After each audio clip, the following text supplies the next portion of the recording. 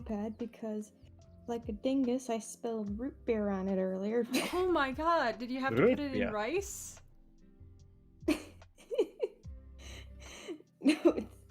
No. Ah. The All right. confidence in that. Hello everyone, No. please let us know the audio levels now with the music and Yes. Lauren and Chris, and while I am you'll have to stare at my freckly arm as I'm tweeting that we are live. So watch it. So give us a couple minutes. Watch your And- pumpkins. And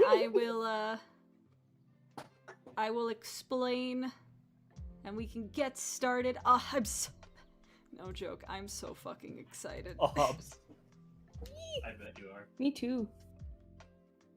I'm excited for everyone. This is going to be so much fucking fun. I hear. Let's see. I hear Key fine. I hear Chris fine. And is that Abby? Yes, it is. That's Lauren, Let me otherwise turn known up as Abby Lauren Brody. a little bit because Lauren's mic is just naturally quiet. The $666 donation goal. Do I need to- Do I need to turn mine up or? No, I turned you up by myself. You're fine. Oh, okay. Because I always try to keep it at typically has everyone lowered at like 69 or something. Because I have Nice. sensitive little baby ears. But you specifically choose 69. No, I don't. I usually choose 86. Again. Nice. Yeah. what the hell's an 86? I mean, that The just perfect sounds, temperature. That's what it is. 69, but with 2 contortionists. I mean, 8 looks like boobs, so maybe you can do something with that. This is supposed to be a nice little stream. What? You can't say boobs? No, I'm just being a butthead. That's what I'm doing. No. You gotta say chesticles. Oh, gotcha. You guys, people watching, you missed something. I'm aware. No. I'm talking to the audience. So in Chris's server in the mod chat, we went on an uncomfortably long tangent of different names for hands. Yep, they did. Lauren, can you read them for us?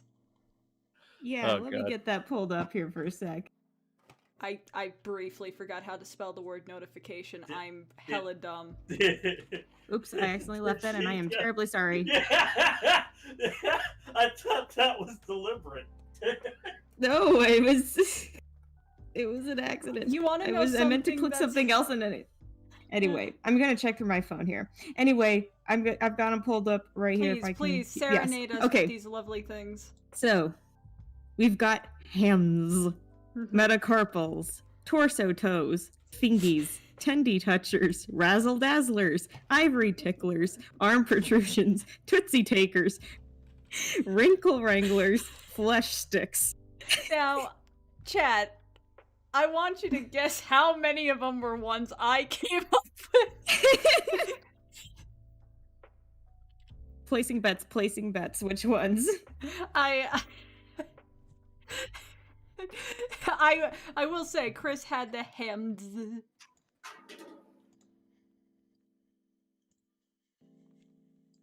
Oh man. How are you two doing that is today? what- Doing okay. What? I mean, better with my Wi-Fi intact. What about you, Chris? You've been doing some office stuff. I've heard from a little birdie. I called have. you. A birdie called. No, a little birdie called you. You are the bird. The bird is the word. Where's the Oh. word? Bird. Bird is the word. I was gonna say, I don't recall giving that bird my fucking number. Alright, so I have put it out on all the medias. Of course, everyone in the chat, it would be Excellent. epic if you shared, because this is something different. This is something different.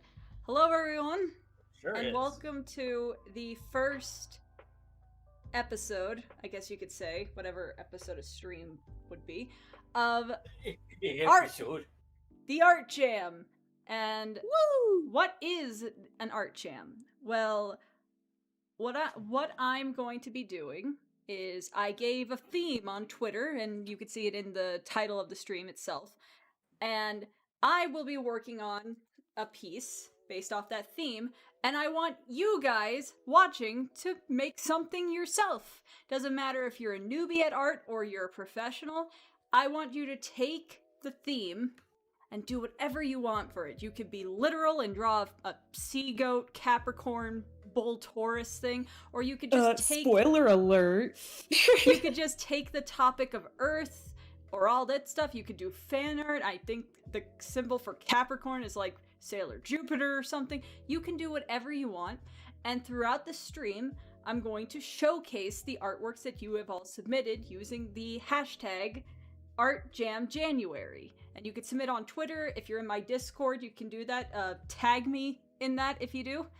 And yeah, I want to do this series because one of the goals I've always wanted to do since starting YouTube is encourage creativity and people getting that start, because I feel like a lot of people don't know where to start, or they're like, oh, I'm not going to be good starting out, which is true, but you don't improve unless you do it. So I think this could be really, really fun.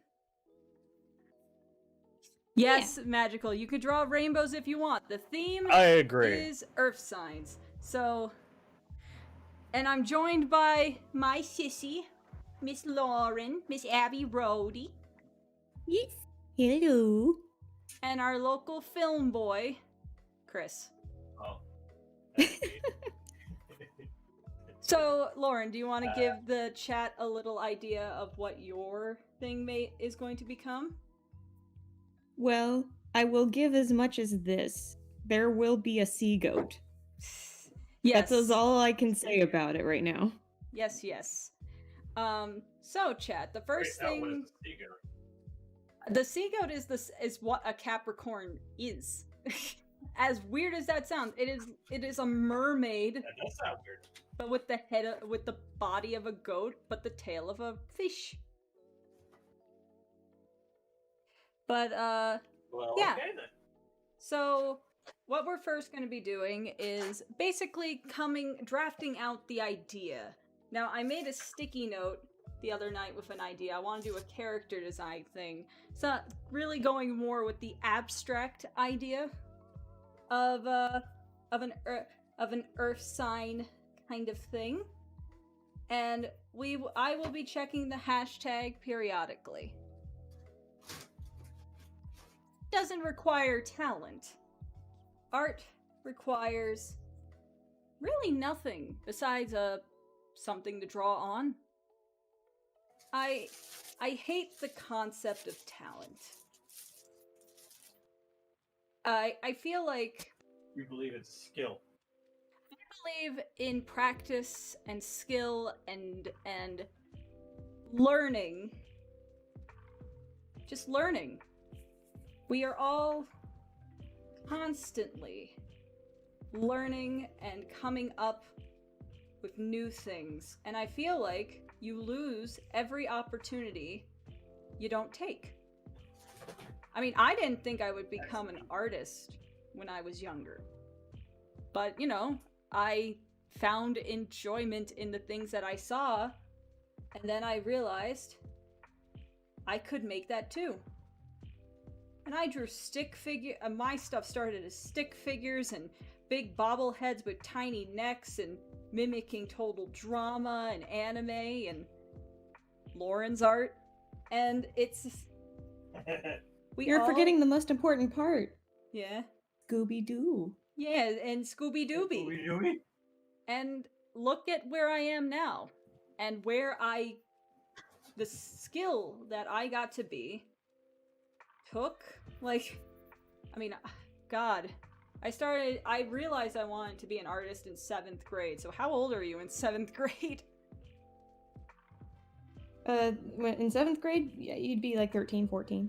Yeah, so I'm 23 now. That's a decade of work to get where I am. And as I quote my a wise panel. You suck, but that's okay. Yeah. Because you know what? Yeah. In certain ways, we all suck. And if you go by the term of suck is you are not good at this thing, there are so many things that I'm a novice at. That maybe a few months ago I was an amateur. I wasn't good at it. I sucked. But I did not perceive it as I had a talent for something. But I practiced, I got better. Now I am where I am. I mean, only last year was really when I started getting into After Effects and compositing, and now I'm actually doing compositing and editing work for people. I'm now going to edit some DA Games Let's Plays and stuff.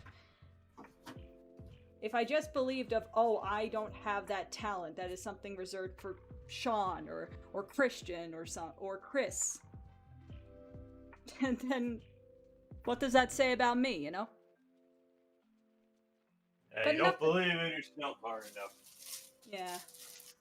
But enough of me rambling. If you have any questions or things of advice you want us to talk about, I mean, you got Miss Leola Mount graduate over here, the alum of Van Partible.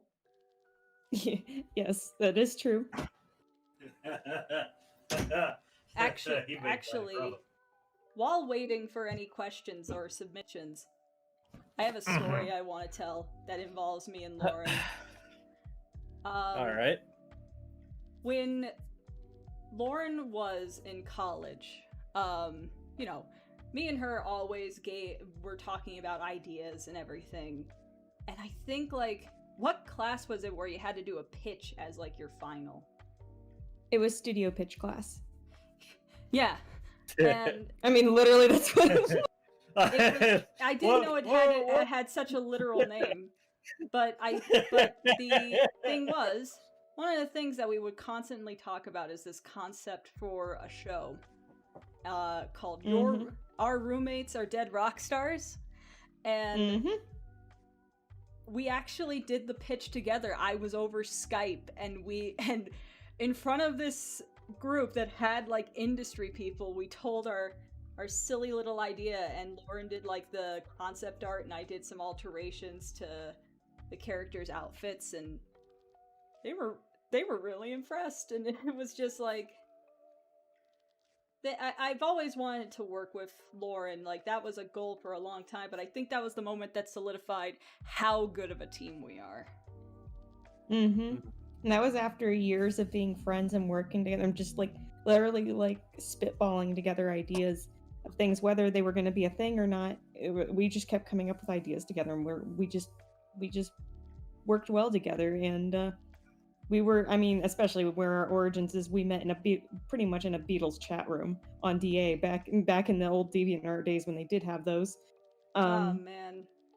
And yeah, it was like we were Lennon and McCartney pretty much when we were coming up with ideas, and we still are in a way. Fight yet. Except we haven't gotten to that big fight yet. You know what we are? We're George and Ringo, when George helped Ringo write Octopus's Garden. Yeah, there you go. Yeah. We're the less problematic duo. So if we see a cartoon about dead rockstar roommates, we know who they stole the idea from. Yeah, you know what? Yeah. Let's just say, when I saw the trailer years ago for when Smosh did like Ghost, what was it called? Ghostmates. Yes. Ghost Roommate. Was it called Ghostmate? It was called and Ghostmates. I'm just like, if they had added in that they were like a musician ghost, I would have been super sus. I mean, they did kill T-Pain in that movie. Yeah. But the thing is, when we had our idea, we had more emphasis on, like, I remember at the time, because I was friends with a lot of independent bands, and that we were originally thinking, oh, we could promote local and independent talent on the show and have them give them a spotlight, because it's so hard to be in any creative field and get the proper coverage and getting an audience and Yeah. because there's so many talented people out there, and being friends with a lot of indie bands opened my eyes to that so much, and that I became like, you know me, I became pretty much like a huge advocate for pushing people to go to shows and supporting local artists. So it's weird. It feels like a lifetime ago at this point with how I guess 2020 just felt like 5 years in 1 year. I mean, but I had such a lost concept of time. I forgot that the Sonic movie came out in 2020. I was like, God, it feels like that movie came out like 3 years ago. Local theaters say otherwise. They still have their posters up of Sonic. Oh my That's gonna be God, yeah. real weird. It's really weird. Who It's knew really that it wouldn't be Batman v Superman that the end of the world would have up on display? It would be Sonic the Hedgehog. I mean, like, we went to go see Lupin in an Orange County theater, and to the chat, it was handled very well. There was barely anyone at the theater. They had the There were like concession 4 stand was people in the closed. theater max. They really pushed that you had to be very well separated from people. Everyone had to wear their mask during the movie. It was, and they had very limited showings of things. Oh, Mhm. Curveball, you didn't have to donate $10. But thank you. Oh, did they? Oh, what a good bean. And hey, they didn't use Super Chat. Good for you. Curveball is a good boy about that. But Following Curveball's footsteps. If y'all want to be supportive of your fellow artists, But use yeah. Streamlabs, not Super Chat. But Super Chat steals actually, from you. I wanted to say, chat, you guys actually have the possibility to win money. Ooh. Because I'm going to be collecting the names of all the people who submitted artwork, and the winner gets their choice of either a $25 Amazon gift card that you can use whatever you want, or $30 and I will help curate art supplies of whatever medium you desire. So if you want to get into acrylic painting, I can curate a list of some good starter paints and canvases. If you want to get into markers, Copics and good Bristol boards, because I have done a lot of different types of mediums, and so I know what's good. And so, you get that choice. Because I wanted to give people the option, but I also was like, if people really want to get into it, I'm going to give them a little bit of an incentive. Like money. Money. Money is a great incentive, though. Exactly. Ooh, I like money. And it's going to be randomly chosen. I'm not going to have a bias towards someone who is a professional compared to a novice. I'm going to be collecting the names and putting them into a random generator.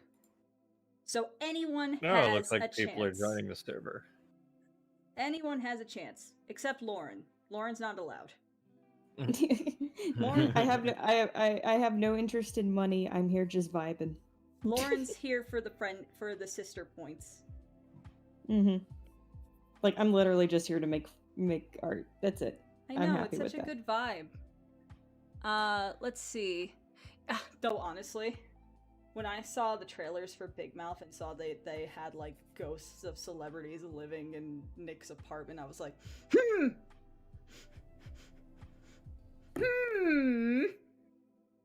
That show confuses me with their lore. any of its ideas. Well, like, as someone who's never bothered to watch the show, and I most likely never will, it's like when it first came out, I knew people were talking about the Freddie Mercury thing because of how astonishingly good the impersonator was. Mm-hmm. Like, that was really the only thing people cared about. It was like, wow, where the fuck did they find that Freddie Mercury sound like?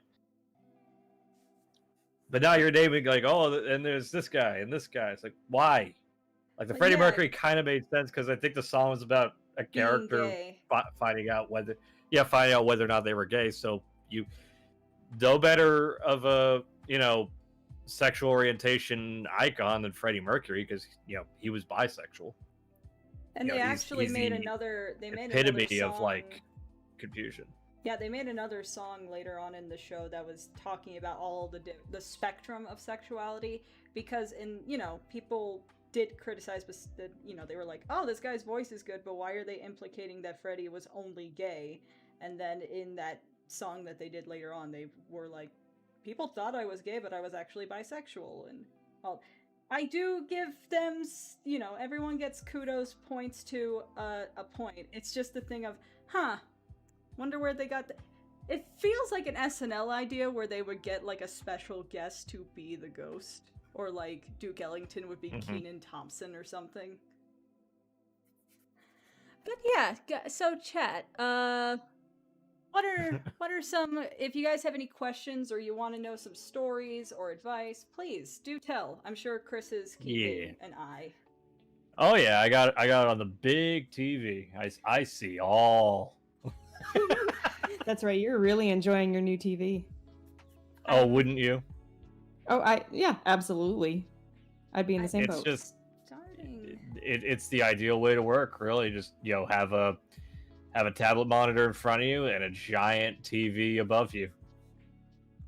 I'm starting monitor to setup. develop this idea. Originally, I was going to do a flower-based lady and then have like the Capricorn sign in the background, but now I'm kind of going with, because it's all star signs and stuff, so maybe her hair has like constellations in it. Two of questions are further up. Question guy says, Keyframe, curious question, do you have Uno on the Steam schedule for the foreseeable future? Probably later, probably sometime next month. I'm pretty much focusing on console games right now in January, and besides that, finishing up games from last year. But I do plan Uno. Actually, Wolfhead's almost done with the Uno highlight one of the Uno highlight reels, so that's going to be coming out soon. But I don't want to do like an Uno highlight reel coming out and then immediately do an Uno stream. But I have plans. I want to do an Among Us stream at some point and do it like not at the late hour, so we can get like the crew that we had for the charity stream, because that was a great Among Us crew. That was really fun. Yeah, what was the other question? The other question is, did you see that SpongeBob did a Ringo Starr joke recently? People tagged me Yes. in it. I did see that. I didn't know Tom Kenny could do a Liverpudlian kind of voice. But then again, Tom Kenny is a god among men. I'm like, yeah, he can pretty much do anything, I think. It's They did a sky's the whole limit I'm with pretty him. sure I think he did a Beatle voice in Powerpuff Girls, if I'm not mistaken. Probably, but I'm sure he did. If it was anything like in the Meet the Beatle. Oh yeah. Yeah, the episodes. Beatles. That episode Especially is when they're beating up the interesting. cartoon versions of the Beatles.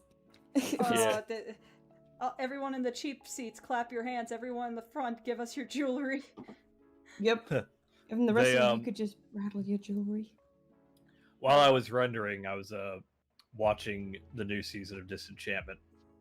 Oh, And the how's most that? surprising thing, well, I mean, I love Disenchantment, so the new season's pretty good. But depending on how far you've gone, spoilers. I've gotten through well, it. I think it's introduced in the second season or second.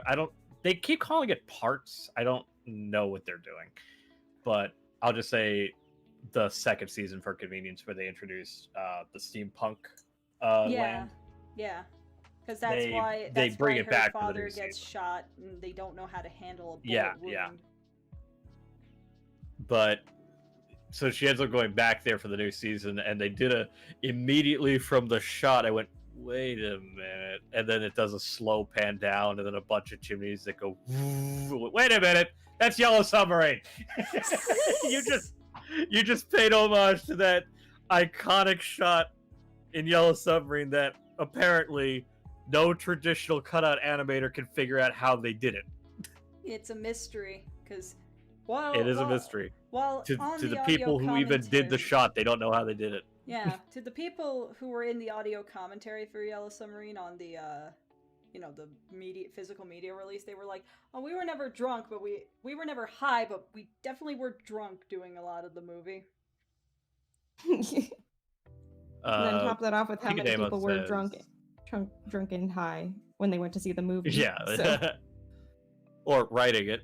Well, I mean, there's writing it, but I mean, the people that even went to go see it, they literally like. Oh yeah. There are many of them that were reportedly they would go there and they would lie on the floor of the theater at the very front and lay there just staring straight up at the screen. You know, the worst possible angle, and yet. Oh god, yeah, that reminds me. I gotta pop in that Blu-ray. See that on the 55-inch 4K. That's gotta be a knockout. Let's see. Picademos is asking where in the Discord do they post their art? Are they referring to my Discord, my server, or do you have a server dedicated? I have a server. Just put it in general and tag me. Yeah, if you're in her server, just put it in general and tag her. I guess if Otherwise, if you're in Chris's server, you could put it in the "Show me what you got" thing. Yeah, because I think the confusion is we have a fan art chat, although that's under the Aficionados Chris category, so I assume that people would understand that that means only fan art of me. Yeah. Hence fan art, and then under Aficionados Chris is like we have, you know, the only reason I changed because Show Me What You Got was meant to be because a lot of people would take photos of like, you know, hey, look what I bought recently, you know, like new Blu-rays or collectibles or stuff like that. Yeah. So hence, you know, show me what you got. Show me what you got. And but for some reason, people just started using it as a place to post art, even though self promotions and art, like anything outside of just like sharing their hauls. But we had chats for those that people, I guess, just weren't using. They were properly titled. But after a while, it's just like, you know what, fuck it. People are using it for this anyway, so we'll just delete these other channels and Show Me What You Got can just be whatever the fuck you have. Be it art, be it whatever. The only stipulation was if you have a stream, like a live stream, you have to put it in the community live streams chat, because for brutal honesty, it's because Ben posts a lot, specifically his streams. And the Show Me What You Got ended up cluttered with just him posting his streams. Oh snap, we have a ninja in the chat. Ooh. British. You're not a very good ninja, though, if we see you. Anyway, we got some questions. So, Ask All British Ninja says, thoughts on the new Five Nights of Freddy? I think they mean Five Nights at Freddy's knockoff movie. Oh, Willy's Wonderland. It looks amazing. Yes. I've been excited for this movie. I'm so sold on it. Blast. Oh my god, I'm so excited for it. I'm like, it's Nick Cage bashing in animatronic faces and clearly not giving a crap what he's doing these days. I'm all for it. And apparently he's going to be a silent protagonist. Really? He's not going to talk? Yeah, he's not going to talk. Wow. That is amazing. I recently watched the first episode of The History of Swearing, and I'm looking forward to watching more episodes. I've been meaning to watch It's so good. It's so good. And he's the perfect host for it. Honestly, just the perfect host. Is it like how Michael Bolton was the perfect host for that Valentine's Day special? Valentine's special. The very sexy Valentine's Day special. I love that. If anything, even more perfect, considering that the episode, especially the first episode, is for the F word. I don't know if we can swear on stream, so I wasn't sure how. All right, so the first episode's fuck. They focus on a specific swear word each episode, and the first one is that one. So I'm like, this is off to a good running. Exactly, and especially when you have just like him going, just like closing out the episode. Have a great fucking night. Also, I want to point out, because I think it's ridiculous, the whole it's a FNAF knockoff. Last I checked, Scott Cawthon didn't own the idea of an evil animatronic. No. He capitalized on it and made it successful, but he did not come up with the idea. I could argue that stuff like Child's Play predates Five Nights at Freddy's and is like, that's a doll. No. Yeah, what's the difference? Literally tell me what the difference is. And it's still used as animatronics. Yeah, because it's an Exactly. animatronic doll that's possessed by someone. The only thing is, it's possessed by a murderer, not a child. But what's the... Tomato, where? That's like if every Here's the thing, kid confronting a monster movie is Gremlins. Yeah. And also, at the very least, like, Willy's Wonderland actually looks fun. Like, in that kind of, it knows what it is and doesn't give a shit. Exactly. And I love that about a movie where you're just like, dude, we got Nicolas Cage, he's gonna fight a bunch of evil animatronics. You know what you're here for. We don't give a fuck. Yeah, exactly. But I always hate the whole, it's knockoff, it's knockoff. Literally everything's a knockoff of something. Scott's such not thing as an a truly innocent original fucking... idea. Exactly. And Scott didn't, create the animatronic horror. And also, see Willy's Wonderland, because fuck Scott for taking a fucking, 7 years to agree on a script. Yeah, but Cut at the least people some we are slack. by getting it by the sound of it, at least, according Allegedly, to yeah. Blumhouse. Because apparently Scott finally found a script he liked, which...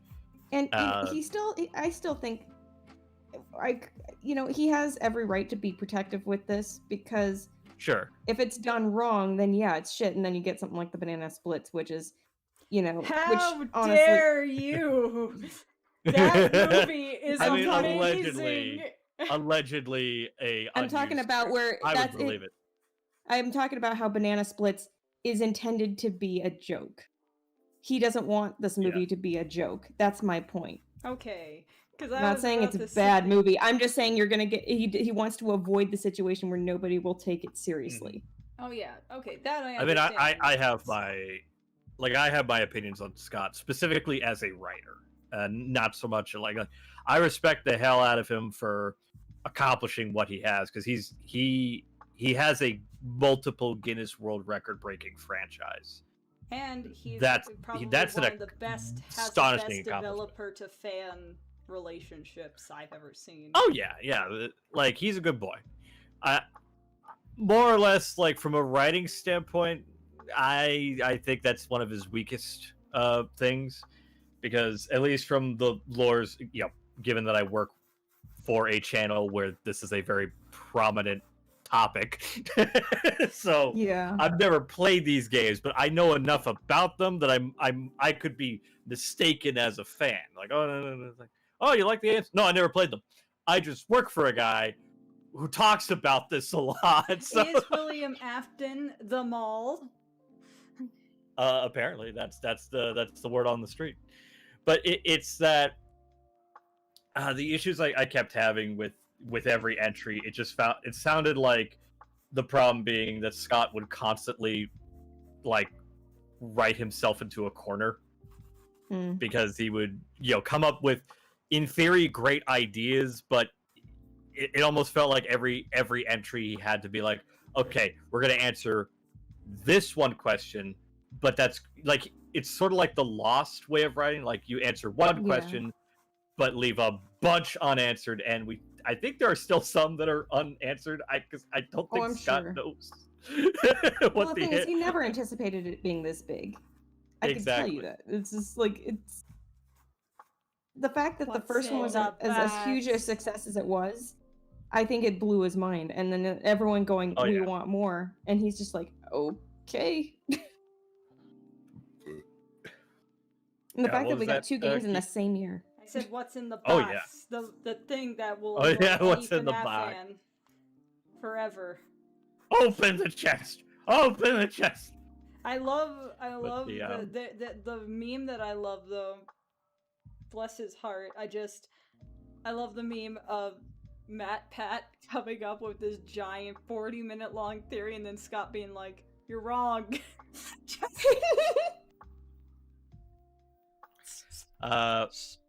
Ken Isu of Dragons says, Key, what's something you really want to do once it's safe to go out in public? Travel. No shit. Mm-hmm. Well, I mean, like, is it gonna be like an old boy, like you just walk outside, you see the first person you've seen in like years, you just like feel them and I walk outside and I touch their unmasked cheek. Then I cough on them. I also think it's weird, like, thoughts on a movie we haven't seen yet. Unless you just meant, like, are we The interested? idea of Yeah, it. hell yeah, we're interested. I think we're all in the same, we love Nicolas Cage boat, so of course we want to see it. What does a goat tail look like? Is it long or is it like a stubby tail? Short. It's a short Goat tail. tails are short. Okay, goat tail. I have is short. never. I'm more They're short concerned. and Like fluffy, like a deer I tail. understood the question, but I'm just like, what the? I have never seen a goat with a long tail. What kind of goats have you seen? I think I was thinking of like chimeras and stuff which have one goat. Yeah, there you go. A long-tailed goat. Like, that's a terrifying. If I saw a goat with a long tail, I would be horrified. Something ain't right here. It's a I feel like I'm in a prehensile simulation. tail, And too. they had like. I'm in a simulation. The one thing that tipped me off was like, wait a minute, that goat's tail's too long. Where are we? They didn't get the detail on the goat right. like. And it's just like two aliens, like, damn it, George. I told you to do your homework. You're a bad One job. How was I boy. supposed to know? The goats on our planet have long tails. We don't even call them goats. They're Schmeatmorps. Rick and Morty has Pull up ruined a the concept Lupin. of random alien names with Schmeep and Morpy. Like the Rick and Morty ruined creativity. Justin Roiland killed my grandma. Because Justin Roiland killed my grandma, okay? That is the best January meme I've seen in a while. It's just I love that there's so much hate toward that movie. what trolls? I freaking hate that movie. Yeah, I hate Trolls. I hate it so much. I don't hate it. I mean, it's not perfect, but I don't hate it. I like the aesthetic of it, and I remember. Yeah, there's- I remember. I like us Trolls watching- too. Yeah. World Tour is surprisingly good. Yes, it's definitely, in a lot of ways, it's better than the first, except for where they, revert everybody from their character development from the first movie, and I'm like, But Rachel everything else is Bloom good Yeah. though. is in it. And so is Ozzy Osbourne. I like if World Tour was the first Trolls movie, I would definitely have a harder time disliking it, because I remember we watched it. I was just like, I'm fucking pissed that I'm not fucking pissed at this movie. I remember the thing that was the running gag when we were watching it was you getting more and more shocked at how many classic rock and funk and country legends they got in the movie. And you were like, wait, is that George Clinton? So it was so fucking. I mean, like, funny. why the fuck would George Clinton just show up in a DreamWorks movie? Why not? There's What also made me there's feel my like an old retort. man was anytime I think Lizzie was there. She's like, "Who?" Like, ah! Lizzie doesn't know things. She sat in a dark room and ate saltine crackers for 24 years. She's John Mulaney. Yes. Oh, Except I don't think her parents accuse her of killing Princess Diana. and she's not. or in the- rehab. or I'm pretty sure her dad also didn't order a single black coffee for himself at the McDonald's drive-thru. Well, That I can believe. that I would believe. Actually, knowing her, although I don't know if her dad knows how to order. What's that line we used to make fun of her? Is Lizzie, Lizzie, I need you to come over here. Lizzie, I need your. need your hand. Lizzie, I count to need 11. you to come over here. I need your hand so I can count to 11. I think it was Made who that Yeah, it was killed him the Made who- most because that he's like he explained it it was just a throwaway joke that I did, and he was like dissecting as to why he thought it was the funniest fucking thing. It's like, no, you don't understand. Like, they're aware that 11 exists, but they need another finger to confirm it. plot point. Welcome.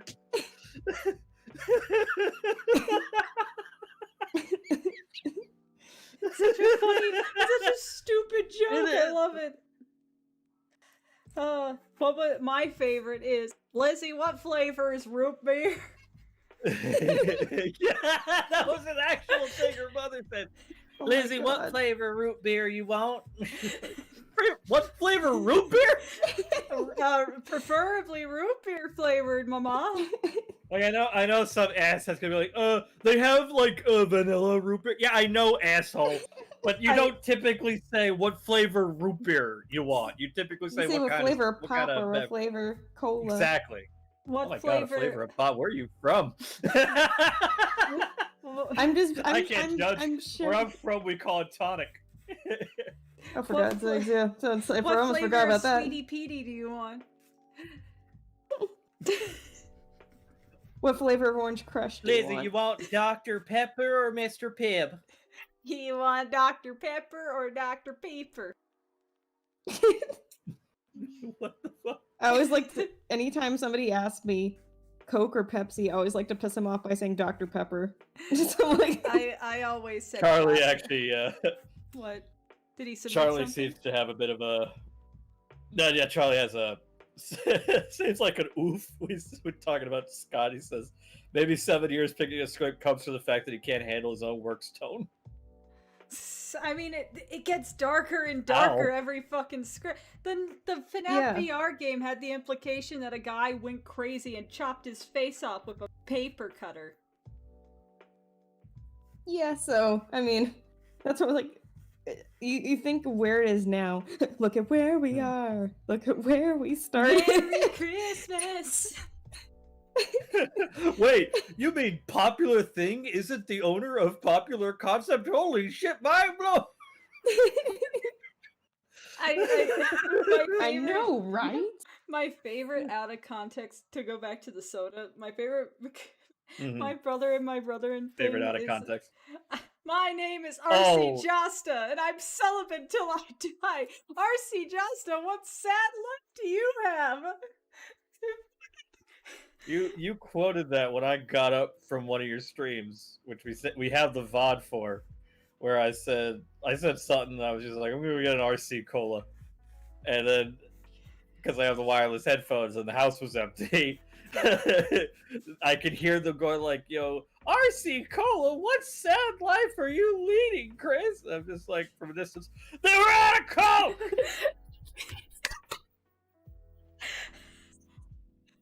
Which was true. The department store where we get our beverages, for some reason, were completely out of Coke and only had RC Cola.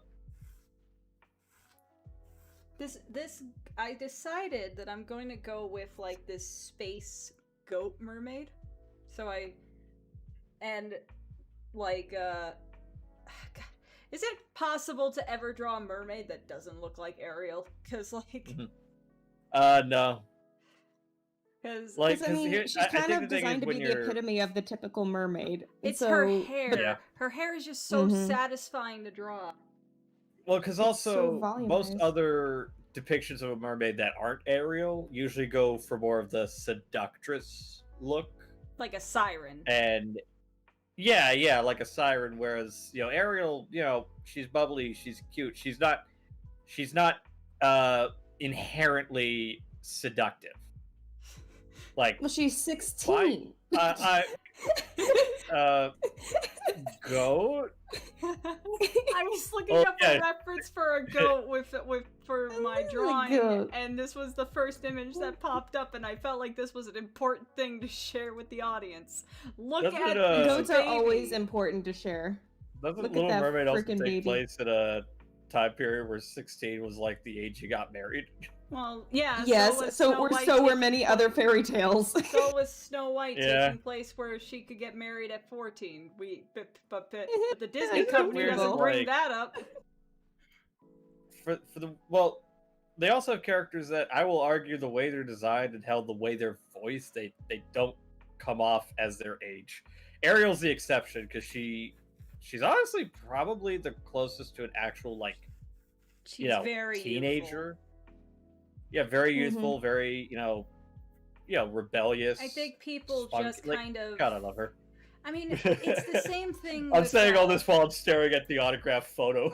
I had Yeah. a feeling you were. But I you don't know, know, that's one of my treasured possessions. I guess just posted in the Show Me What You Got channel. Let me take a look. It's our first. Ooh, I like this. I like this sketch. Let me put it up on stream. So this is from. I was gonna leave this as a Pe- sketch, but I'm now coloring it. What am I doing? This is from Pika Demos. Pika Demos, if you want to like talk about like how you came about this idea, please let me know. I love the clouds. Like I there's a lot of flow to this. I really like it. You know what the character design kind of looks like? Kind of looks like classic. I feel like you took some cues from like classic Digimon. Like that era. Yeah. Like what's that one anime where you capture like monsters in a watch? Yokai Watch. Yeah, something like that. Like there was that era where kids were just drawn with that specific like eyes and the very kind of chubby square head shape. I dig this. Good job, Pika. Hell yeah. But yes, back to Disney princesses. Oh yeah, but I'm just glad that we got our first submission and it's gonna go right I know, and I'm saying it's wonderful. Yeah, We're gonna hang but, it up on the theoretical fridge.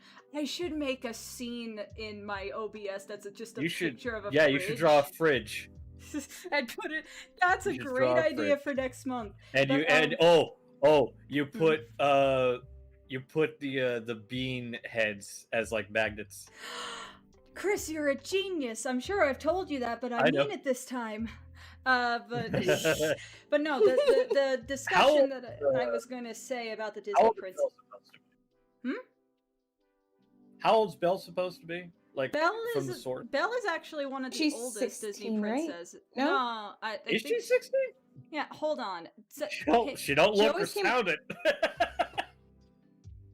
I feel like she was one she of the might older, be, like- she was one of the oldest ones because she because I that feel was like one she of the might reasons be she 20. was ostracized because she was like, you know, Well, let's basically find a out. spinster in that kind of How old is I feel like she Belle? might be 20 to 22. No, not Belle Delphine, you fucking weirdos.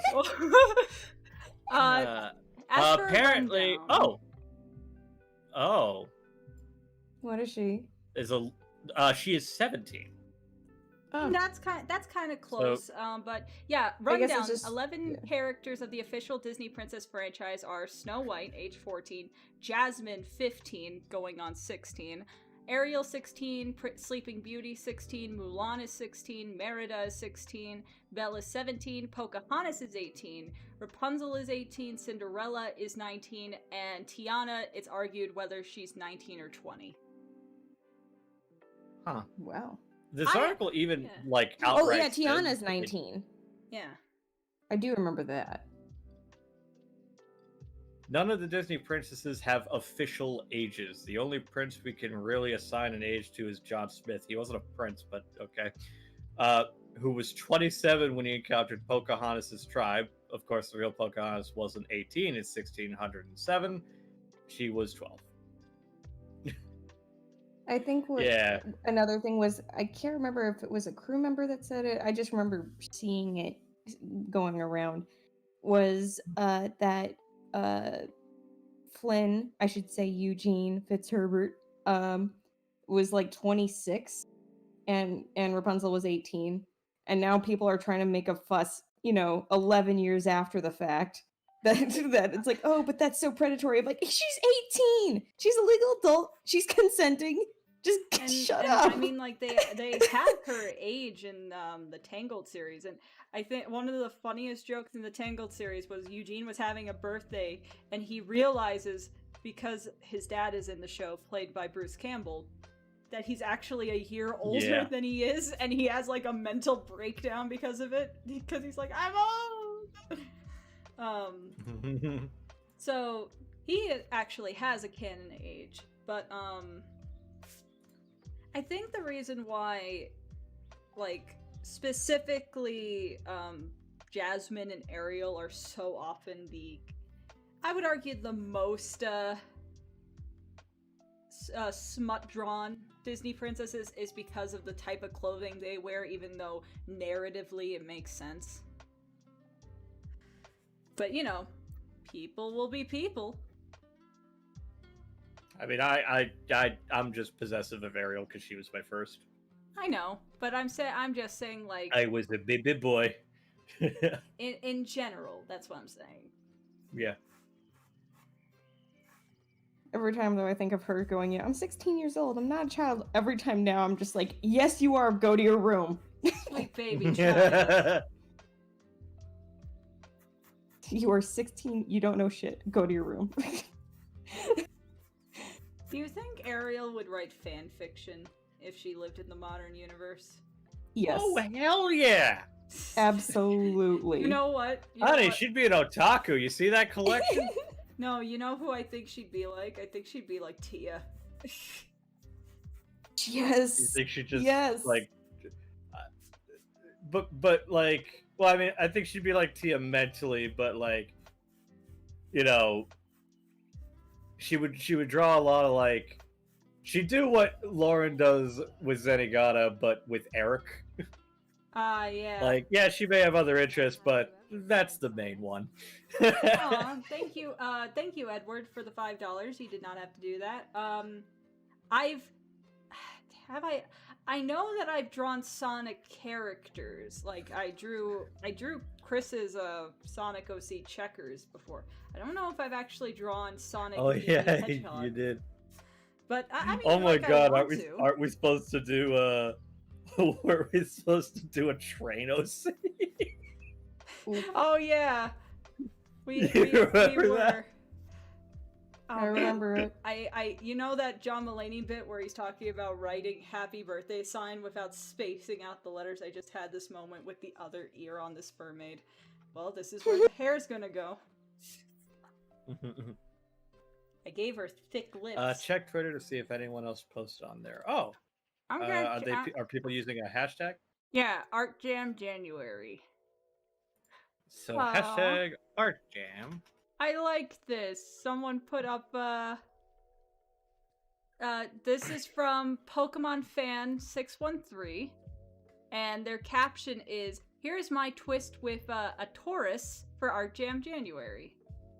Let me shrink Ooh. it down. It's got a crown. It's like a crown and a chain, which makes sense because Tauruses need to be chained down. Excuse I saw me? my fingers in the Taurus. Look at that little. check it. Thing. Yeah. Thank you for your submission, Pokemon Fan. It's really cute. As a Taurus, I am pleased. Yes, I'm a Pisces. We cry and do art. We cry an artist. Let's see what we got here. Then there's Another hour and 30 minutes. Hmm? My render. I was checking Oh. on the render. Oh, okay. But there was a. Oh, God, at least I love looking at zodiac things because I don't fully like believe them, but I find them fascinating. And I love that Pisces put down as just sensitive artist, cries an artist kind of thing, and then Cancers are just crying. They are just crying. Fucking crying little crabby boys. Golden Fox is a Cancer. It You should explains make so quote, much. the fridge a room in the server. There's an idea, but I mean, I would. Except, you know, we already have the show me what you got. I mean, and they're. the last time I'm I guessing had they're other rooms. saying. I think they're saying my server, which I'm fine with. I mean, you will should do have that. at it. Yeah, I'm going. I to will not probably bring it do enough. that. Odie, do you think you could put a link to the server? Thank you. I think they already did. I know, but again, I want it Again. flooded. Again. Again. And then we just put it See, I want to post links, but I'm afraid that YouTube's gonna block me. again. Yeah. That's why I always say submarine my Chanel instead of sub to my channel. Because the last time I said that, I got removed from mod privileges and couldn't comment. Should I give this woman like a goat nose, or should I give her? No, we're going goat nose. Nose. Little button goat nose. You can give her goat eyes that are crooked. Oh yeah, I was planning that. The octopus slit eye. Yes, I was planning that already. Little space mermaid. She needs to see the cosmos. I mean, the Milky Way galaxy isn't vertical. I'm gonna say something that'll make the right people mad, but the smart people go, "You right." Okay. Popeye could kill Goku. I mean, yeah. Why are you booing? He's right. A lot of people boo that because they can't accept the fact that Goku is not nearly as powerful as they claim. I mean, he gets beat up so much. Also, Dragon Ball Z fans are very, very toxic individuals.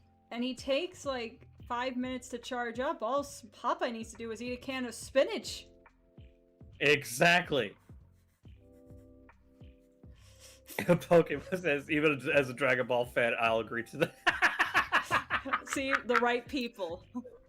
Yeah, like I said, it'll make the right people. It'll make the right people mad, or honestly, it'll make the wrong people mad, and the right people go, "Yeah, you're right."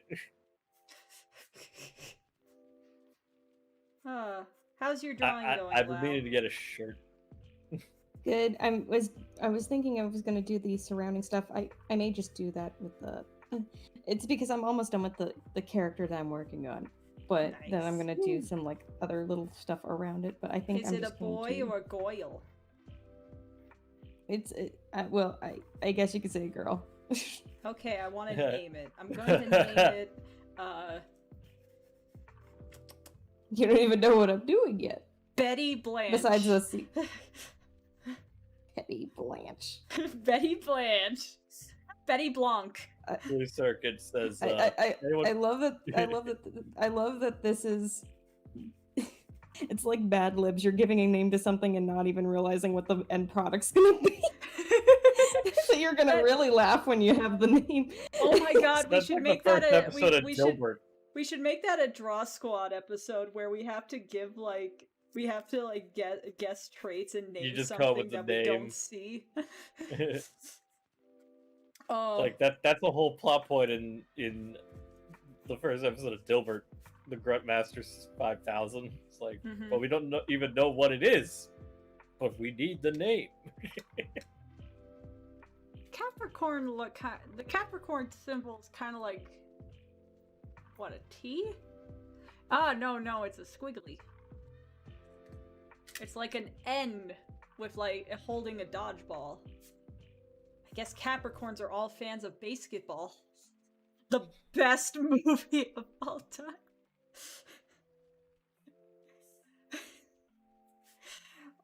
I was having a discussion in Derek's friend's server the other night with Gerber, Mr. Gerbatron, which you guys should all follow on Twitch. He's a great guy, and it's his birthday today, I think, and we were talking about Wonder Woman 1984, and then the topic switched to just like, the topic became like, there's no just kind of like the silly era of movies that were like the late 90s, early 2000s.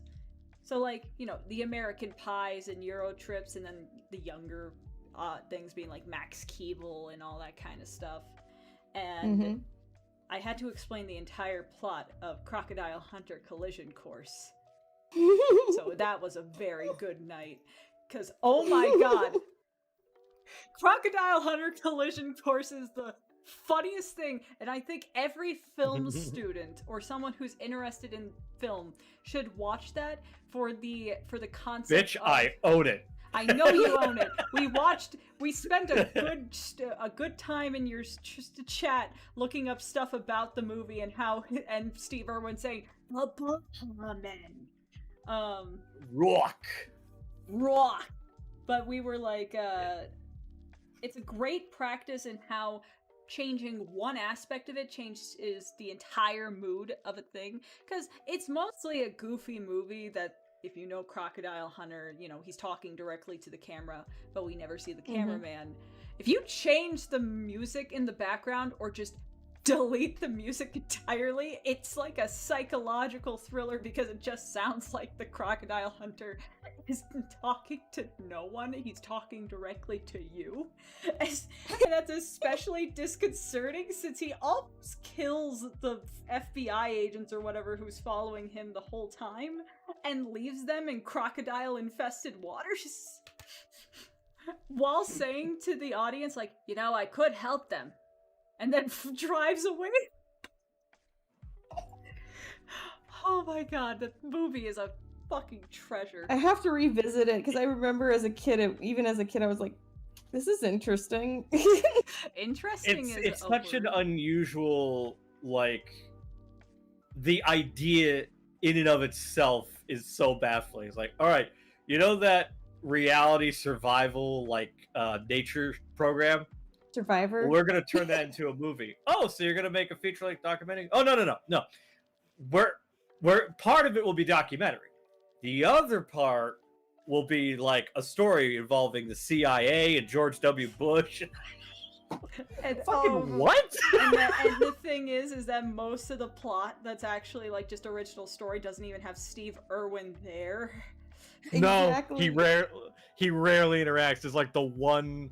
No, there's like 2 scenes, unless you count the last bit with all the helicopters at the end. Oh no, then And then there's he just like gives the a scene rundown where of the guy everything. where he's trying to get, like, he thinks they're poachers and trying to get him off his car, and then like it's either a poisonous spider or a fucking snake, and he just throws it at them in the middle of like a No, high he pulls out a yeah when he's on top of the oh god, didn't that thing have a name? The vehicle. The Irwin Mobile? Let's just call it the Irwin Mobile. I had listen. I owned a toy of that fucking vehicle. Okay, I loved the goddamn Crocodile Hunter. That man was like my idol. So yeah, I mean, mine too. we all love Steve Irwin. I'm so happy for his daughter. I think Yeah, Bendy's gonna have that baby so freaking soon. I'm like, I'm like, I She's don't get all excited about grown babies. up. This one She is the was a one I get fucking- excited about. She was a fucking baby in that movie, and it's like, God, where has Yeah. time gone? But Now the baby's having a baby, and this is just like, eh. But yeah, I'm old. But yeah, what were you saying? well, that's like, you know, yeah, that shot you're talking about is like he pulls out a snake that, believe it or not, competently put to, like, you know, Chekhov's snake. Like they set up where he got the snake very early on in the movie, and then they use it later to scare off the CIA people, whatever. Because I think there's like a whole thing where they're mistaking them for poachers. Yes, that's the whole thing, because they're but they're looking just for people a trying to get crocodile. the fucking. They're looking for a the crocodile because the crocodile because the swallowed crocodile a piece ate of a satellite. Yeah, which is like, and didn't the George Bush impersonator like say, "It's a guy from That the dude on the Discovery Channel." Channel? Isn't that dude from the Discovery Channel? You know, what's fascinating? Like I wish the movie had a Blu-ray release, because it's just like it's such a it almost doesn't work. But the only reason it's even remotely worth like watching is Steve. Because Steve like was so you watch earnest it the entire and time. but that's the thing, is that you watch it and you go, okay, this is probably why they wanted to try and do a weird hybrid of like real nature and the weird like pseudo action movie stuff, The because pseudo Ace Steve Irwin is Ventura just such fucking- a because he has all that charisma of a Mhm. leading man. Like you see, like, yeah, he could lead a movie, and the thing is, he could. Yeah. It's just the movie is so strange because again, technically, none of it should work. It's But such it's a mess, Steve. but it's enticing. It is so enticing. We Like, stand just- Steve I Irwin in this house. I remember when he was in what was it?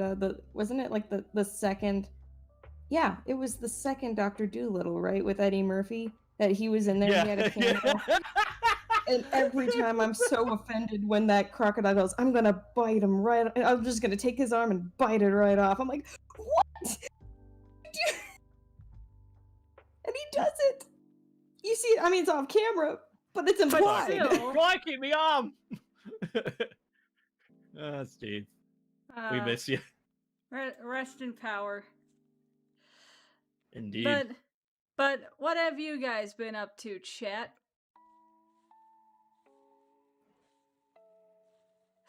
I mean, apparently someone in the chat was asking, "Where's Lightning, Bliss, and Golden?" Probably vibing somewhere else. What am I, the Keepas? Magical Dude. Magical Dude says, Key, did you know Steve's son, Robert, was in an episode of Bluey? Of course, we all Yes. watched it. Yeah, Yes, we all watched We it love together, Bluey. actually. We It love was- Bluey in this house. Bluey Mhm. is great. I was so happy when I went to Target to buy Pokemon cards one day, and I saw so many Bluey toys in the kids section. I knew that I did my job as an uncle when I had to go check on my niece's Christmas wish list on Amazon, and there was all this Bluey stuff she wanted. Because I said to my brother, who's my niece's dad, I said to him, I was like, so what's she watching now? 'Cause he was going like, oh, she's really into Scooby-Doo right now. Like, she loves Scooby-Doo. And I'm like, oh, so she likes talking dogs, huh? This is my segue. So, there's a show on Disney Plus. It's called Bluey. And I sold him like this. Like, here's what it is. Like, basically, it's like Peppa Pig, except they actually care. Like, the kid doesn't, is a little bitch. And, like, I think I even says, like, it's like Peppa Pig, but you'll actually want to watch it. Hell, you might watch it without her. And he goes, oh, thank God, I'm getting tired of Peppa Pig. Every parent is tired of Peppa Pig. I feel like the worst fate you can give a parent is to be like, oh, cool, my kid wants to go to Peppa Pig Land for her birthday. That's it. There's a Peppa. Peppa Pig Land? Yeah, in the UK, look it up. Oh, it could be worse. They could have liked Caillou. Caillou's finally ending. At least they took evil has Caillou been off defeated. before she could get into it. Yeah. I'm Caillou. I'm Caillou. Oh, that show plagued my PBS experience. I saw that show and I was like, I want Cyber Chase to come back on. I don't care. Exactly. I don't care. Chase! I don't care if this show was sponsored by viewers like you and Juicy Juice. My Juicy Juice likes Cyber Chase. Oh my Not God, to- you're such not an to East mention Coaster that- you actually remember that. Not to Wait. mention, my first awareness of Chick-fil-A was because of PBS, and it was funny because Chick-fil-A was your guys' sponsor. yeah, because it's funny because I Wow. think it's because they had locations in Orange County and stuff, but I never had gone or seen any locations as a kid, so I'm just like, oh, it's a cow and it's saying eat more chicken. Wait, what is it? Oh, 'Cause they never apparently said- Odie They never submitted said in what my they were server. selling. It Let's was go just a cow see. standing there with a sign that said eat more chicken. Ooh, Odie, I like this. Odie did a dragon. Ooh. Oh. Let me lower it. I love how most of these drawings are. There's something charming about it being done on like graph paper or lined paper that people are just sitting and chilling. I like this. Happy Dragon Day. I love the tail. Yeah, you're gonna drag and drop. But I really like the tail, Odie. This is a. It's not the year of the dragon, is it? Is it? It's the year of the ox. Yeah, it's my year. Moo moo, motherfucker. Which is I was a gonna say we kept we brought that up to you because you're like, why is everyone drawing cows? Yeah, because Yeah. everyone was drawing people in cow bikinis. Yeah, okay. Because fucking. I love my audience to death. There's something wrong that you people like that so many people like to fucking 2 a.m. tweet of me going, it's the year of the ox, moo moo motherfuckers. Too many people liked that tweet, and I think Max retweeted it, and I hate that. But, I mean, the sentiment is still true. Doesn't mean that I can't be disappointed. But yeah, Odie, this is a really nice little dragon. It's going up on the side bridge. I need to crop the negative space a bit because it also takes up like 90% of the remaining space. There you go, we got 3 submissions so far. Keep them coming, folks. Give us your drawings. Even if you draw them on the back of a Chick-fil-A napkin. What?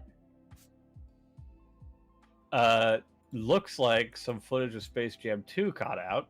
I mean, Oh, yeah, yeah, there was one with yeah, like you had- LeBron James, and there was an explosion And or bugs. something.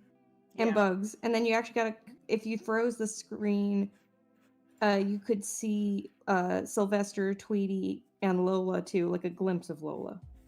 I see Space Ghost. Why is Space Ghost in the background? He's not Looney or Toony. Warner Brothers. Oh. Yes, 6. Well, there's been rumors that, can we, like, can we get the Space movie's Ghost going to have shouting more. LeBron James that he's a 6-piece chicken McNobody? Sorry. I'm a little disappointed, sadly, that it looks like they're going CG with this. It's not 'cause- CG. Actually, no, I can tell you this. It's not CG. Oh? They're going the Klaus route. It's 2D animated, but they're using that same kind of technique for 3D shading. Yup. It's not All CG. right. So is some That of the stuff scared me being for a second, 'cause outsourced this- to the Klaus studio because isn't that a proprietary? I don't thing they know. made? I don't know. But either Probably. way, I do know because they pulled in so many traditional animators to work on this, including Tony Bancroft, who I know, And and Dan Haskett, baby. and Dan Haskett. So I'm like, you wouldn't bring in 2D people and not use their 2D talents. That's straight up 2D with That's a why I was a 3D, little with a 3D concerned shading Where I overlay. saw the footage, it was like, wait, that kind of looks 3D. What happened? No, that's just Space Jam 2 looking way better than the first. That's just Space Infinitely Jam better 2 even. getting Actually animation that Space Jam 2 does not deserve. I mean, I will still watch it because I'm going to support anything that has 2D animation in it. But Mhm. Well, the best thing about it is that, much like all the Warner Bros. Stuff, it's just going to go on HBO Max, so stay home! Yeah, it's there. It's gonna be there. So It's just there. get yourself HBO Max and watch it. HBO Or Max just when it comes to borrow mine if I like you. HBO Max has such a good library right now. They It just really need to get does. better at I marketing. No, they need a better friggin' like player. Oh yeah. The whole Okay, let me just the say. player is shit. How the fuck has so many streaming services come by and none of them have taken the note from fucking Netflix's UI for an easy way to just go through episodes? I hate the Disney Plus has this problem too. I can't just click on the show and go to the episode list. It automatically puts me at the episode I was watching, and it's like I already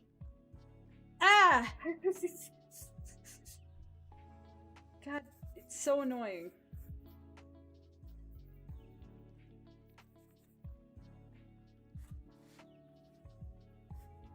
Did Discord die? No, I No. didn't have anything to add. Oh no, okay. It was that type of quiet where there was no feedback either, so I was like, oh, I'm very good at being quiet. yeah, you are. I'm actually really liking how this goat girl is looking. You should. She has kissable Let me see lips, if there's even any though she probably questions. eats tin cans. Oh, here's a good one. Magical Dude says, "Ask all, what's your favorite episode of Bluey and why?" I love the episode where Bingo has trouble saying no, and then there's like the dance thing at the end, and she's holding the. Can we bake it up to you? Yes. It's one of my That's my favorite episode. I mean, I love the show, period. But if I had to pick a favorite, I guess it's the one with the the one that takes place entirely in the parents' bed, and Mhm. they're talking about like how they can't. It's the name of the episode. What do they call a bathroom in Australia? Is it the potty? loo? No, No, it's not the loo. Oh, it's the I know what you're talking about, but you're talking about them. Then they can't say the word, right? Because it's improper or whatever, and they're trying to teach them to be nice, say nicer things. But then they're like, screw it. Dunny. Dunny, the Dunny. That's it. Yeah, That's right. Dunny. England is the loo. They have the Dunny. Yeah, Dunny's good. It's like there's just a very specific thing in that episode that cracks me up because it's like, oh my god, that was my parents. When when they're talking about trying to put the rule in place of no one says Dunny. Like, what happens if you say Dunny? Squish, squash, and the father just rolls on top of Bluey and rolls back. Oh, that's such a cute scene. It is. So yeah, but I just love. People can attest. I can't watch Bluey without just like having like what would you call it, Chrissy? You had a name for it. What do you mean? The way I would react to literally every episode. I don't know. You just it just gave you like the closest thing to paternal instinct. That's it. Yeah. I would just laugh all the time. Yeah, not because there was a joke necessarily. Because Bandit is just you as an uncle. Yeah. He's just the right amount of ass. Exactly. What about you, I'm trying to think of Lauren? mine. I'm trying to think of mine. I like. It's so hard because I like so many of them. I know. God, and the show is just so wonderfully wholesome, and I just. But gosh, one I know I like is it's where they do the hotel when they're running the hotel, and the girls are they're using the parents' bedroom as like the hotel room. It's Yeah. Yeah, I like that one. That one and the barbecue Yeah. one when they're cooking in the backyard and and it what's was another good one? what's it? The baby competition one where it ends that Bluey took her first steps to walk to her mom. Oh yeah, that ending was That one gave me the fifis. especially because the way some of these episodes end, it's kind of almost like abrupt, where it shows you this, but it doesn't have to explicitly say the end. It just ends on that note, and it's like a nice note, and you just go, oh, I wasn't expecting that. Like you expect it, but at the same time, you don't expect it to come at you in that way. I came here for Doggo, and now I'm crying. Woof woof. Crying real Kermit too. Feelings. Oh my god. Okay, chat. This is a totally different you headbutted your DJ? Do I want to ask how you do that? How do you headbutt a table? Did you fall and hit? But this is a completely different subject, but I have to talk about this because I don't think I've talked about it on stream. Do you know that one of the most expensive music videos of all time is an MC Hammer music video? For Yep. Too Legit to Quit, and it's a fucking trip of a movie because it starts with just all these people hearing that MC Hammer's going to quit, and like Jim Belushi is the newscaster and he's slowly going insane, and then James Brown summons fucking MC Hammer to steal Michael Jackson's glove and saps him with energy, like the real James Brown. And like we watched this in the server at some point, and I can't be mad at it, but I'm more just like, who came up with the idea? Like, you see some of these MC music Hammer. videos. I know, but I want to know under what influence did he come up with the idea? Was he taking a shower in his solid gold bathtub and was like, I have an idea. And they called Mr. James Brown on that probably 90s, 80s brick cell phone that gives you cancer.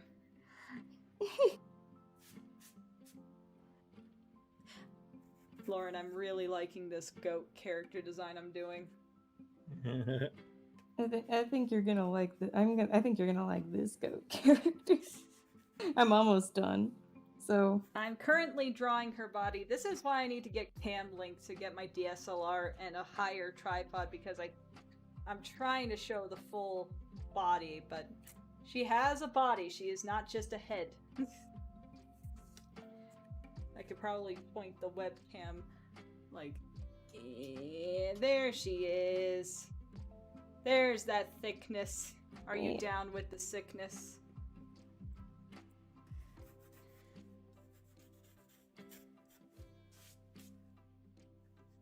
I bent over to pick up something and I was closer to the table than I thought. Ah, okay. But yeah, folks. This is chill. I'm liking this. Yeah. And don't forget, if you submit a piece of art, you could win some sweet prizes. Money. Money. So, you know, just, you know, play with the theme. Do a thing. It can be digital, it can be traditional. It can be anything you want.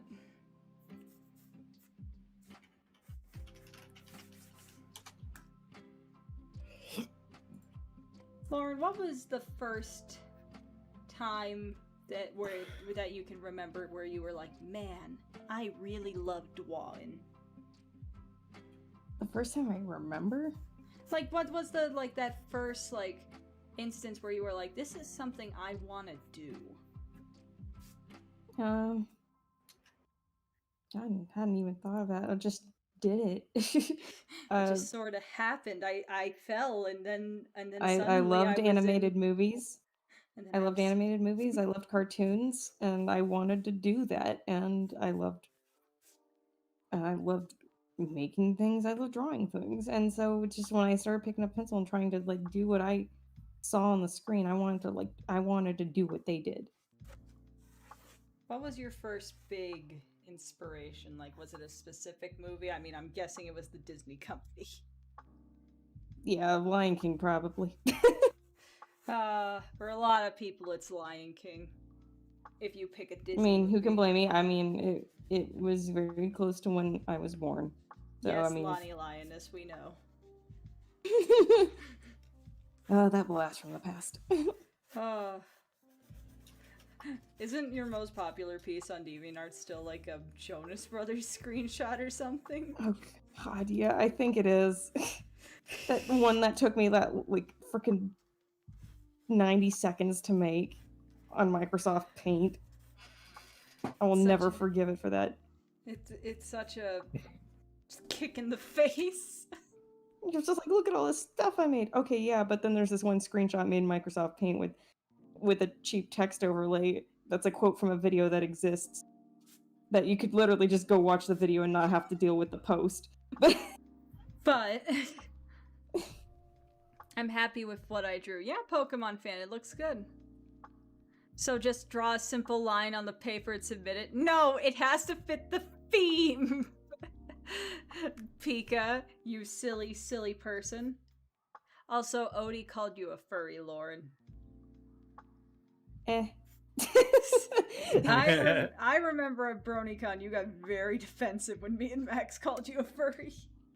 Well, it's the thing is there's different levels of it, okay? We all know that. Now it's like you wanted to be like, I'm not your level of furry, you degenerate.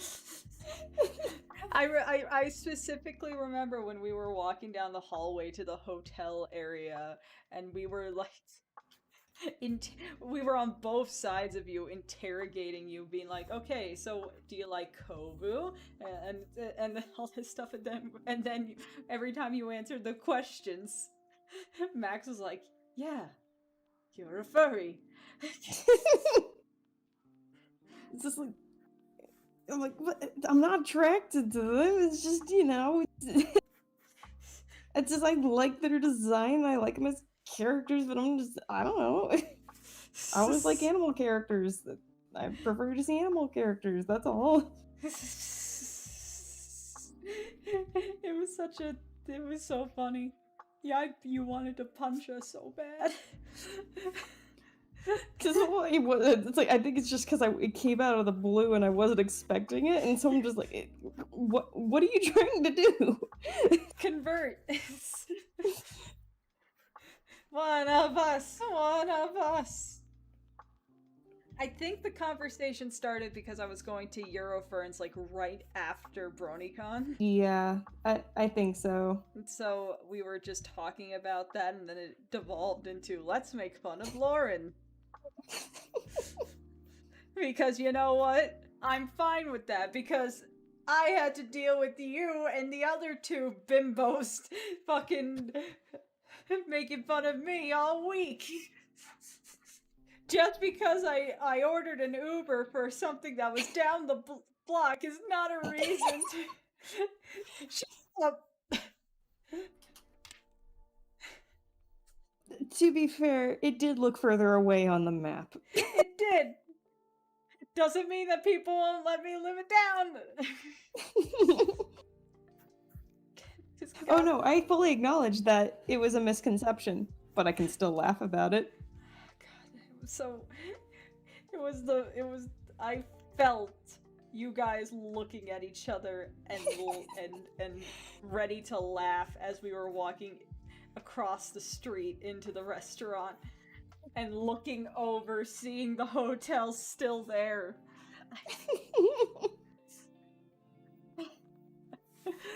Oh my god. But in the end, we were at a great place where they had delicious crab cakes, which I grabbed the last couple crab cakes of the night. Some luck so there. I got that on a sandwich, and that was delicious. And M.A. Larson signed a piece of celery for Max. Yeah. Didn't he write fuck on a napkin or he something? wrote fuck on a napkin for me, and then we almost lost it. And a server came by, seeing us all scrambling around the booth, and asking, "Did you lose something? Can I help?" And I had to be like, "Okay, follow me on this. We're looking for a napkin that says the F word on it." And she's like, "Okay." Good thing that was the last time I'll probably ever be in Baltimore. I gave that woman a story. And thank God that happened after we ate our food. I'm sure they've seen it all over there. I know, with how long they'd had to deal with the brony crowd and how many years of it. Yeah. Magical Dude said Lauren is mostly furry by association. Kinda. That's basically it. She's an ally to the furries. Yeah, there you go. She designs furries. She enables them. I mean, yes, you've commissioned me and Max has commissioned me. I mean, you so, made yes. Max's ferret, so you are the ferret's mother. I'm going to tell that to Max at some point, and the next time we get you on the podcast, I wonder if he'll call you mommy. Oh no! We're not going into that territory. Look, we're not. No, because you know what? It's gonna divulge into something else, and then we'll never live it down. I mean, he already devolves into terrible, terrible things most of the time. God damn it. When we were all rooming together for EQLA, the amount of Anna Elsa sister love jokes just would not end. Mm-hmm. I wanted to hurt him. As did I. We could have taken him. You're short enough. You could have kicked his knees. It's like, see this foot? I'm calling it the arrow. See your knee? That's just call me Merida. And you're the bear. My mom. If you had the chance to change your fate, Like Would right ya? now, before I destroy you, would you? Before I obliterate your kneecaps. Hey, and why I'm calling you out. 1v1 me, scrub, I'll knock your knees out. And by me, I mean Lauren, because I'm too scared.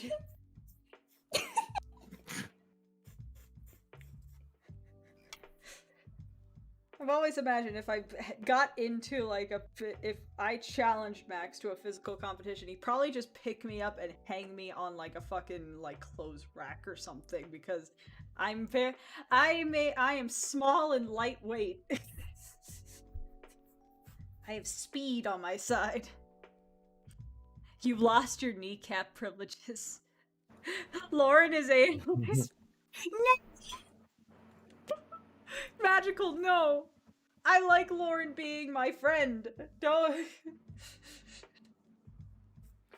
Charlie asks to all of you, which foot do you usually start with when you step out of bed? I don't use my Alright. feet. I What? say the right. Hold on. What do you mean you don't use your feet? Okay, so I basically just slump over the side of the bed until I just kind of have my ivory ticklers touching the floor, and I crawl myself out onto my belly like a beached whale, and then slowly roll into existence.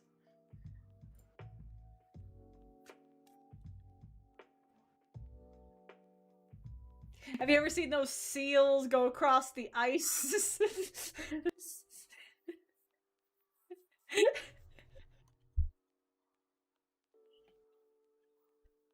Holy shit, that's beautiful.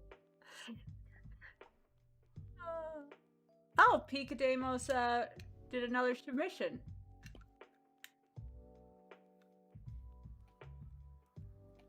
Let's see. I'm guessing you put it in my server? Let me... Ooh! I really liked this one. Let me just save it. Wee.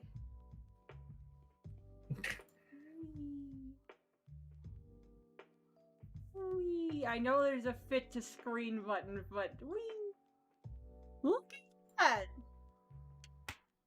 I like that one. Like an Earth Ooh, Goddess that's thing. cool. I like Oh, that. I can see Very it good. better now. So, ooh. It looks like her hairstyle reminds me of Ida the Owl Lady from Owl House. I like that Pika. That is very nice. Very nice. Very Yeah. nice. Mwah, chef's kiss. Mwah. So, let's put you on the left side. I'm so happy that we're getting pieces. This makes me feel the happy fingers. The happy fingers. Yeah.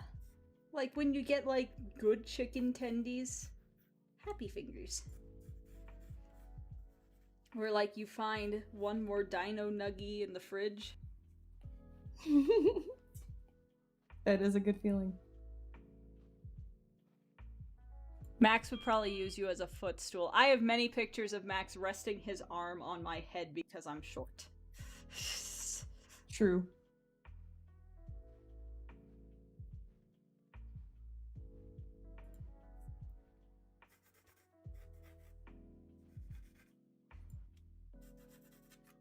I am having fun doing this. Even if I don't like finish. I am glad. Even if I don't finish the piece right now, it's very nice to like do a drawing from the ground up. And it feels like I'm sharing the idea. Yeah. There was a place in Indiana that was like one of the few nice things, and it was called Wine and Canvas. And it was like this. Oh, yeah, like a paint, like a Yeah, like a painting paint along class. class where they instruct you, and then they Yeah. also have wine. I went there for so many birthdays, and my, my parents would usually just drop me off there and that stuff. But I loved going there. I want to go to one of those places again, but I feel like I'd be overqualified. Not to sound egotistical, but you know. No, I mean, I kind of feel the same way, and I'm not trying to be a braggart or anything. It's literally like, okay, but I already kind of know how to do this. Just paying for the drinks at this point. Yeah, and you don't even drink. Exactly, so it's kind of a waste of my time. It's like, excuse me, one ginger ale on the rocks, and keep 'em coming. Waiter, one Martinelli's. I'm glad there's other people that can enjoy it, but yeah. Oh, I know. I personally don't like the concept of painting while drinking, like, alcohol. I like to have my wits about me. And unless, like, there's the understanding that it's gonna be, like, a shit posty kind of thing, or, like, a challenge. Right. But when it comes to, like, oh, I'm actually wanting to make something of quality, like a landscape or a twee, and then it's like, but why though? I want to, in theory, hang this up in my house. I remember my youth group went there a lot too. Communal wine and cannabis. The fact that it wasn't named that is a sin. Sin and canvas. It's like wine and canvas, but only like that's the nude erotica one. 18 plus. But Ooh. I also remember my youth group also went to like this one place where you paint pottery and you could also like use glazes and stuff, and I love those kind of things. That's like a Color Me Mine. Yeah, and I know a lot of people are like, oh, that shit's for babies. It's like, I don't fucking care. I like painting and I like the vases and plates and stuff. Don't fucking Are you kidding me? How many freaking adults go to Color Me Mine because it means, hey, you get to decorate your own, plates and cups and mugs and everything else, and it's fun to do with friends. Yeah, it's like, fuck you guys. It's creating a keepsake out of it. Yeah, why don't you go back to your goddamn Halo or whatever, where all you get is virtual achievements, where it's just ones and zeros and you feel the false sense of accomplishment. Get fucking wrecked, moo moo, motherfucker. Key, I feel like if you got drunk and attempted to paint at the same time, you would somehow come up with something Picasso. Yes, very much I would come up with something Picasso, because it would just be shapes and nothing is in the right place. Except Picasso did that for a message. There's no purpose in mine. I wouldn't even be a Picasso, I'd be like a Jackson Pollock.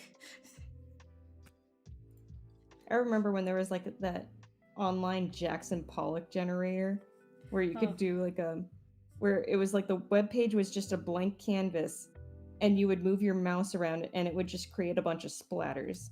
And so it would change colors and stuff as you moved the mouse around. It was kind of cool, just kind of this cool little place to. Oh yeah. Sean is here. Hello. Hi, Sean. We're vibing.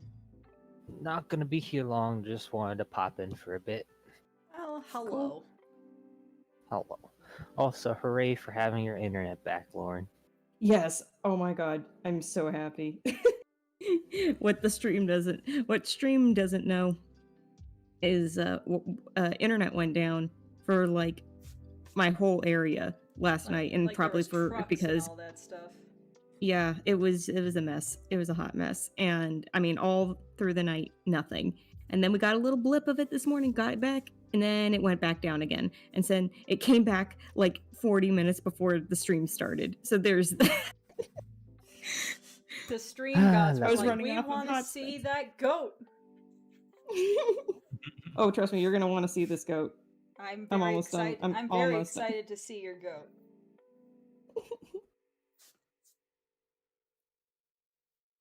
I'm so proud of this, like, goat lady. She's so cute. Yeah. Sean, name her. Name this goat lady. Vanellope. I like that. Vanellope the goat mermaid. I like that. I don't know why that was the first name that came to mind. Vanellope the sea goat. I like that. I'm writing that down. That's such a cute name, though. Yay. How do you spell Vanellope? How many L's are in that? I How many? I think it's 2 L's. Let me double check. That looks correct. Yep, it's 2 L's. Hooray. Vanellope, yeah. Vanellope the sea goat. Hooray. What strange person came up with most of, like, the Zodiac creatures and stuff? Like, you know, we talk about movies and stuff, it's like, what were they smoking? What the fuck were people thinking? Like, were they like, you know what would be cool? If you had a goat fuck a fish?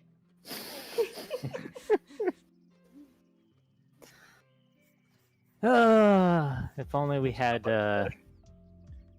if only we had transcripts of those conversations. Yeah. I mean, like, the whole thing is, you know, writing stories and coming up with things. It's like, you know, there's a human ambition to want to play God. Thank God that we can't, that they weren't able to do that back in the day when their ideas were mixing goats with fish. This is my speed paint. Oh my god, could you imagine, like, someone doing a speed paint back in the day, but it's like a chisel and on the or painting on a vase is like, here's my speed paint, and they're just spinning the fucking vase around really fast and like a lazy Susan and trying to paint it. Oh my god. Kind of want that now. That sounds amazing. That sounds like a Clone High sketch. It kind of does, actually. Yeah. What if they did that in the Clone High reboot? I mean, I want one of the Clone High characters to be a Twitch streamer. If they're Yeah, I going could to, see if, that if happening. they're going to embrace modern technology and stuff, like, I really think if they Oh. brought back a Gandhi type, Gandhi would be a streamer. Hold up. I'll be right back. I'm gonna call. I could see, yeah, I would see Gandhi and maybe another team up with him and JFK, because I love them working together. JFK would so and be like a JFK YouTuber or something. Yes, he would be all about that coverage. So I mean, so would Cleo. Cleo would be like the what?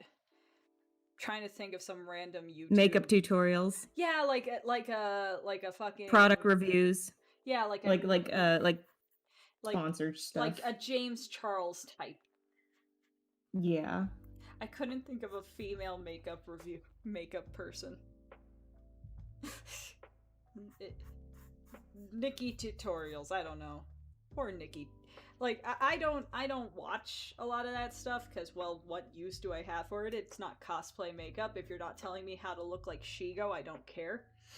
But I remember seeing, like, this news thing come out that, like, a fan doxed this, like, makeup YouTuber called Nikki Tutorials being, like, making her come out as trans. That, you know, she was male to female, and she never revealed that. For all that people knew on YouTube is that she was a girl. And that is so fucking shitty to make someone do their coming out story when they're not ready. And I'm like, Yeah. Jesus Christ. Like, fucking... And a lot of people are thinking that the person who gave that information was like Jeffree Star and all that shit. I'm just like, Jesus Christ, Probably. he really is a fucking Voldemort. I The try thing to is, stay even then, that's only passive on- hearsay at that point still. Yeah, but I mean, I'm generally passive when it comes to tube things, but fuck Jeffree Star. Fuck that racist piece of shit.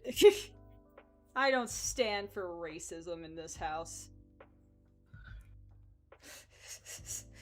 I'm sorry, did Chrissy get too real, chat? I'm sorry. And I mean that sincerely. While I'm drawing a pretty little goat girl, I shouldn't say that, but Jiminy criminy.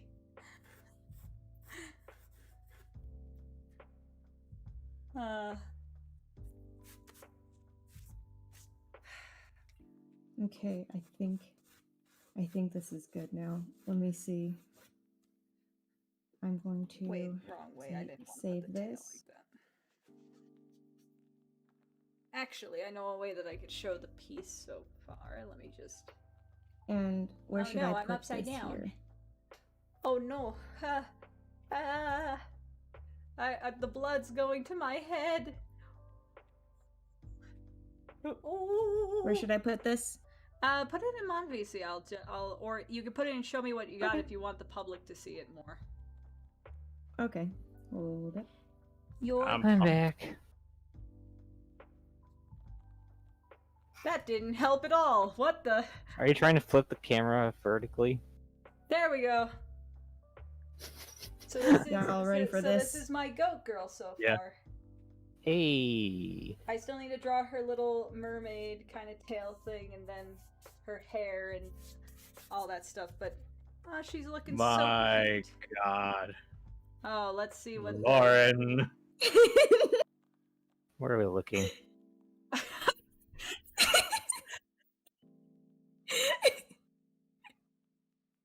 Put that on Twitter first of all.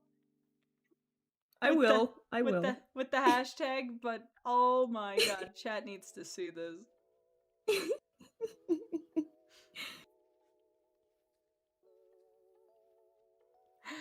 Oh my god. Someday I'll be part of your.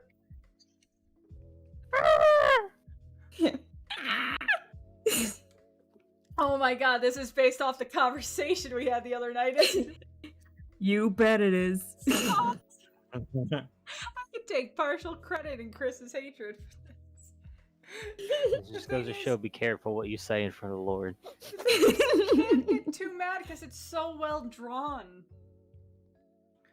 I can't be mad at Lauren, but I can be disappointed. Otis is going, yes, yes. Mr. Shepherd goes, my eyes. Joey Plum went, why? Pokemon fan goes, it's beautiful. Mike Roots, I would hate if people were like zoning out during the stream and just had it in the background and then come back and this is on. The fuck? Well, here's the thing, chat. If you don't know, the creature that a Capricorn is a sea goat. Like a mermaid, but goat. And Lauren told me in confidence of, oh, I want to just draw a literal sea goat. And I made the passing comment of just Ariel, but a sea goat. Little did I know. And she said that only once, mind you. Only Yeah. once. And then something in your brain just clicked. And then the Lauren Nation attacked. This is what happens when you play God. It's a good picture, don't get me wrong. There's obviously effort put in. I'm just stunned. You know what's stunned is stunning. This is stunning. In the literal sense. I fucking loved it. I kind of wish that you did a series of this with the Disney princesses with other creatures. Yes. Oh man, maybe that'll be a Prince series. Oh god, you put it on Gumroad or something. Just be. Oh my god. Wait, how many Disney princesses are there? Are there 12? You can make that a calendar. Oh my god, this is indeed stunning and brave. How did you say something so controversial yet so brave? So brave. I don't know actually. Well, the question your guy just answered it. Never mind. This is great. Oh, guys, this is the stuff that I mean of you can draw literally anything when it comes to this theme. Let this be a little showing to you of what you can do in this art, because this This is the art jam. We don't judge what you draw. You can make something beautiful, or you can make something gorgeous like this. Thank you, Lauren. This is a great submission. You're welcome. You're welcome, internet. You're welcome. The internet is... I'm sure someone on the internet is thankful. Like Chris. You can see that he's silenced because he's just so awestruck. Stunned, awestruck. Just...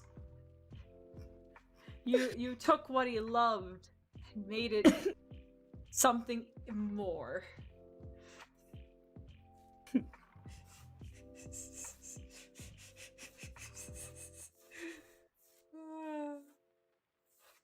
Look, if I didn't love what I was doing, I wouldn't have fully rendered it like they did. I know. I'm happy that the idea was that striking to you.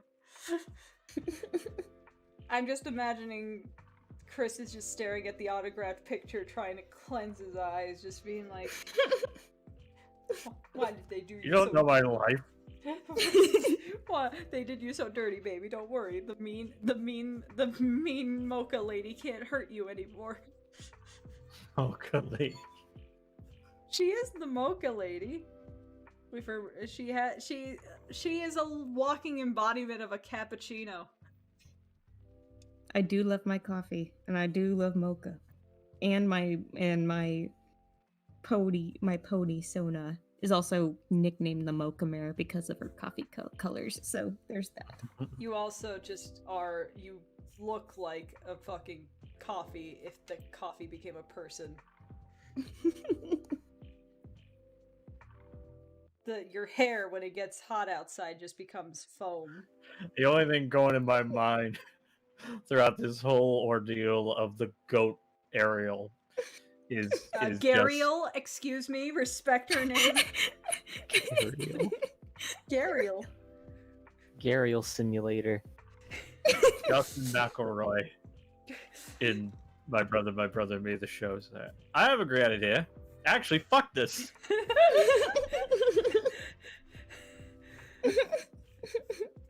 Just so... This is a dichotomy right here, just saying, like, what I'm doing and what you did. This is the dichotomy of man.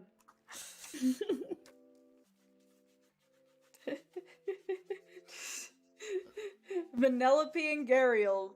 They never said that there's two pretty best friends. I beg to differ.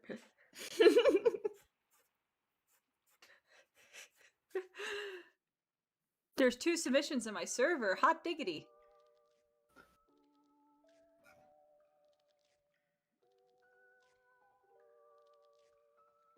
Aw, this is cute, Magical. He did a mergoat. Oh. Look how cute that is. Oh, that is a cute mergoat. You know what that makes me think of? Rainbow fish? Rainbow fish. Yeah! I was thinking rainbow fish. Aw, that's cute. That was probably the inspiration. I do like the colors you picked for the tail. Those are really nice colors. Aw, that's cute. And now, you know what? We'll put you above Gariel. It looks like Gariel's looking up at him.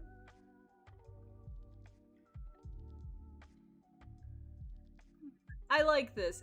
This doesn't fit with the topic, but I do appreciate that you made art while you were watching. Where is it? Fit to screen. Oh, why did it go up? What the? Why? There we go.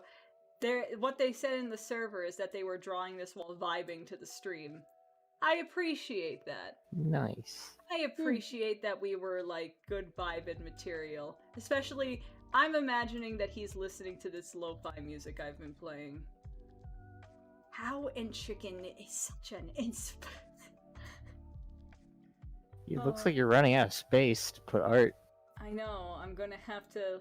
We came up with an idea that for the next month's art jam, I'm gonna make a scene that's called the refrigerator, or the fridge, and I'm gonna have just a scene that's the fridge, and that's where I'm putting the things. You know, kind of like how I have like this screen. I just have a Mhm. fridge screen. That it's gonna be. And Chris had the great idea that the magnets on the fridge are our little sticker heads. Yep.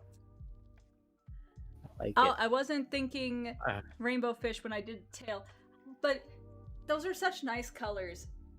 Blue and pinks and purples are just. I realize that I use that gradient as an overlay a lot when I'm drawing, like using like the screen blending mode and stuff.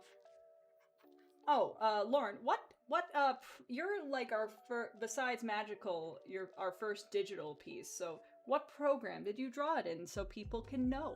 Oh, yes, I did it in Procreate, which you can get for it's I think it's only. It's an Oh no, Apple you can do it one. on your it's well, yeah, you can do it on your iPhone too, but this is for the iPad, and it's only, I believe it was only what For Apple products. yeah, no, well, I mean, it was Well, only, my I think, price $10 flat. $10 flat. Never have to pay for it again. And And they constantly update it. Yeah, and they have new brushes and stuff all the time. Made used Procreate a lot. It has a very nice looking pencil brush tool. Or pencil texture brush. I don't know. And apparently Procreate's adding animation features, apparently. Like to do little flip animations and stuff. Yeah, you can do little animations in there too. Like pencil test, basically. Yeah, I It's mean, there is really like a becoming layer a lot- limit. You have to animate by layers, turning layers on and off kind of thing. But it is still efficient. Photoshop's, Yeah, but timeline. much easier to do it in here than in Photoshop, though. Yeah, but they're really trying to compete with the mobile version of Clip Studio with all these features. And you know what? I'm fine with that. Healthy competition is like the best way for these programs to. It's the biggest incentive for these programs to actually Get do better. more. Yeah, be better. Insert Apple rant here. I know, Odie. There's plenty of things you can shit on Apple for, but that doesn't mean that that there are good products with that. Especially like, I appreciate that they are veering the iPad less to like a casual market, like. Because when it was first advertised, they were trying to market it as like a laptop alternative, and now they really are like, oh wait, our biggest audience is actually artists. Well, they're actually are going really hard on the laptop alternative thing right now. More than ever, actually. Didn't they make like a new keyboard and stuff for it? Yeah, because the thing is, they're touting that you can do like actual like real video editing on it, and I mean, I would do a still lot say of. that's like they are showing it to the media a creative field. Mm-hmm. There we go. All done. What did you do? I went out of my way to grab that fucking my brother being clipped. Okay, play it. Play the audio. Okay. Hey, I just had an interesting thought. Actually, fuck this. I love Justin. Chris radiates Travis energy, though. Oh yeah, I love Travis. Travis is me. Which brother do you think I am? Griffin. I'm your littlest brother. Griffin, well, because Griffin does shit that you do, like that weird dab he does, Oh yeah, the fucking. the ragdoll dab. No, my thing that I think is the most me thing that Griffin did is when he went into that school and just threw fruit roll-ups at the class. Hey kids, you want fruit roll-ups? So I just hashtag it Art Jam January, right? Yep, Art Jam January. That's such a good ring to it, and Art Jam February is gonna have a good ring to it. And then fucking March comes along. You're upside down. I know I'm upside down. That's how I record this. Because, if I turned it back, it would look like this to you people. Yeah. Sean, glad I have that Sean, next month clip I'm getting now. the cam link. Good. I'm very happy Good. I have about that this clip. development. I could use it in videos. Hmm? Now that I have the clip, I could probably use it in videos. That's Probably great. could. That's great. You know Actually, what's fuck this. You know what's another great my brother and me clip? And if people have not seen my brother and me, there's millions of animations, there's plenty of compilations. It is worth your time. It's one of the best things the internet's ever provided. It's the fucking when they're doing the parade and Justin's like, "Some of you are not watching. How cool is your day?"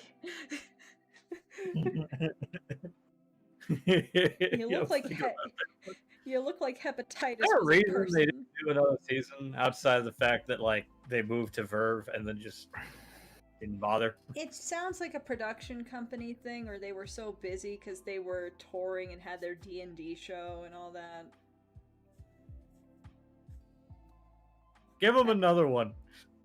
I know, I would love it. But, like, The thing is, the show in some cases is better than the podcast only because they were able to, you know, explore other things. yeah, and you see their expressions visually and all that stuff, and they are very animated people. Oh, yes. I love how they got themselves in the Trolls World Tour. Their whole campaign. Well, have you ever looked into why they did it? No. It was basically to prove a theory that if you have enough of an influence, you know, a following or what have you, they were like, so if we make a podcast called "The McElroy Brothers Are in Trolls 2," then articles will have to write "The McElroy Brothers Are in Trolls 2," which would mean that DreamWorks either has to put out a statement that they are not in fact in Trolls 2, or Put them in Trolls that- too. they have to put them in Trolls 2. It's And amazing. guess what happened? Yeah, Nightfall. They were Trolls too. References are fine. I encourage. You know what? References does not make you any less of an artist. It's just part of how you grow. So don't feel bad. Yeah. You do you. You Why am do I you. tagged? Lauren! What did Lauren do? Did she post the goat What's the Ariel but thing on she Twitter? tagged me in it. Capricorn, Ariel, part of your eye. I go away. This gets retweeted. One of the responses immediately. is friggin' Ariel, an Ariel gif of "He's so beautiful," and they put friggin' Nigel Thornberry's head on Eric.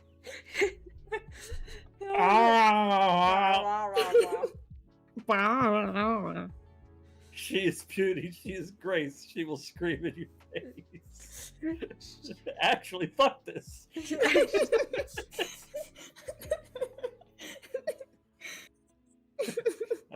At least she's happy. As long as she's happy. Oh my god, just fucking. Oh, I need that on my wall. I wouldn't go that far. Oh, this is the kind of shit I would have on my wall, though.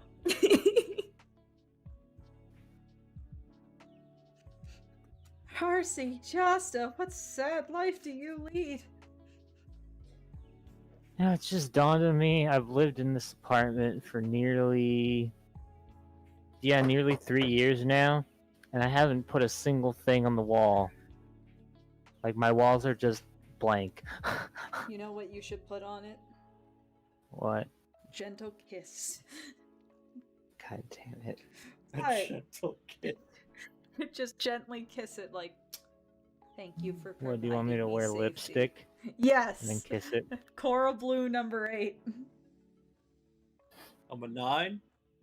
Number 9. Number 9. Number 9. Fine. Oh god.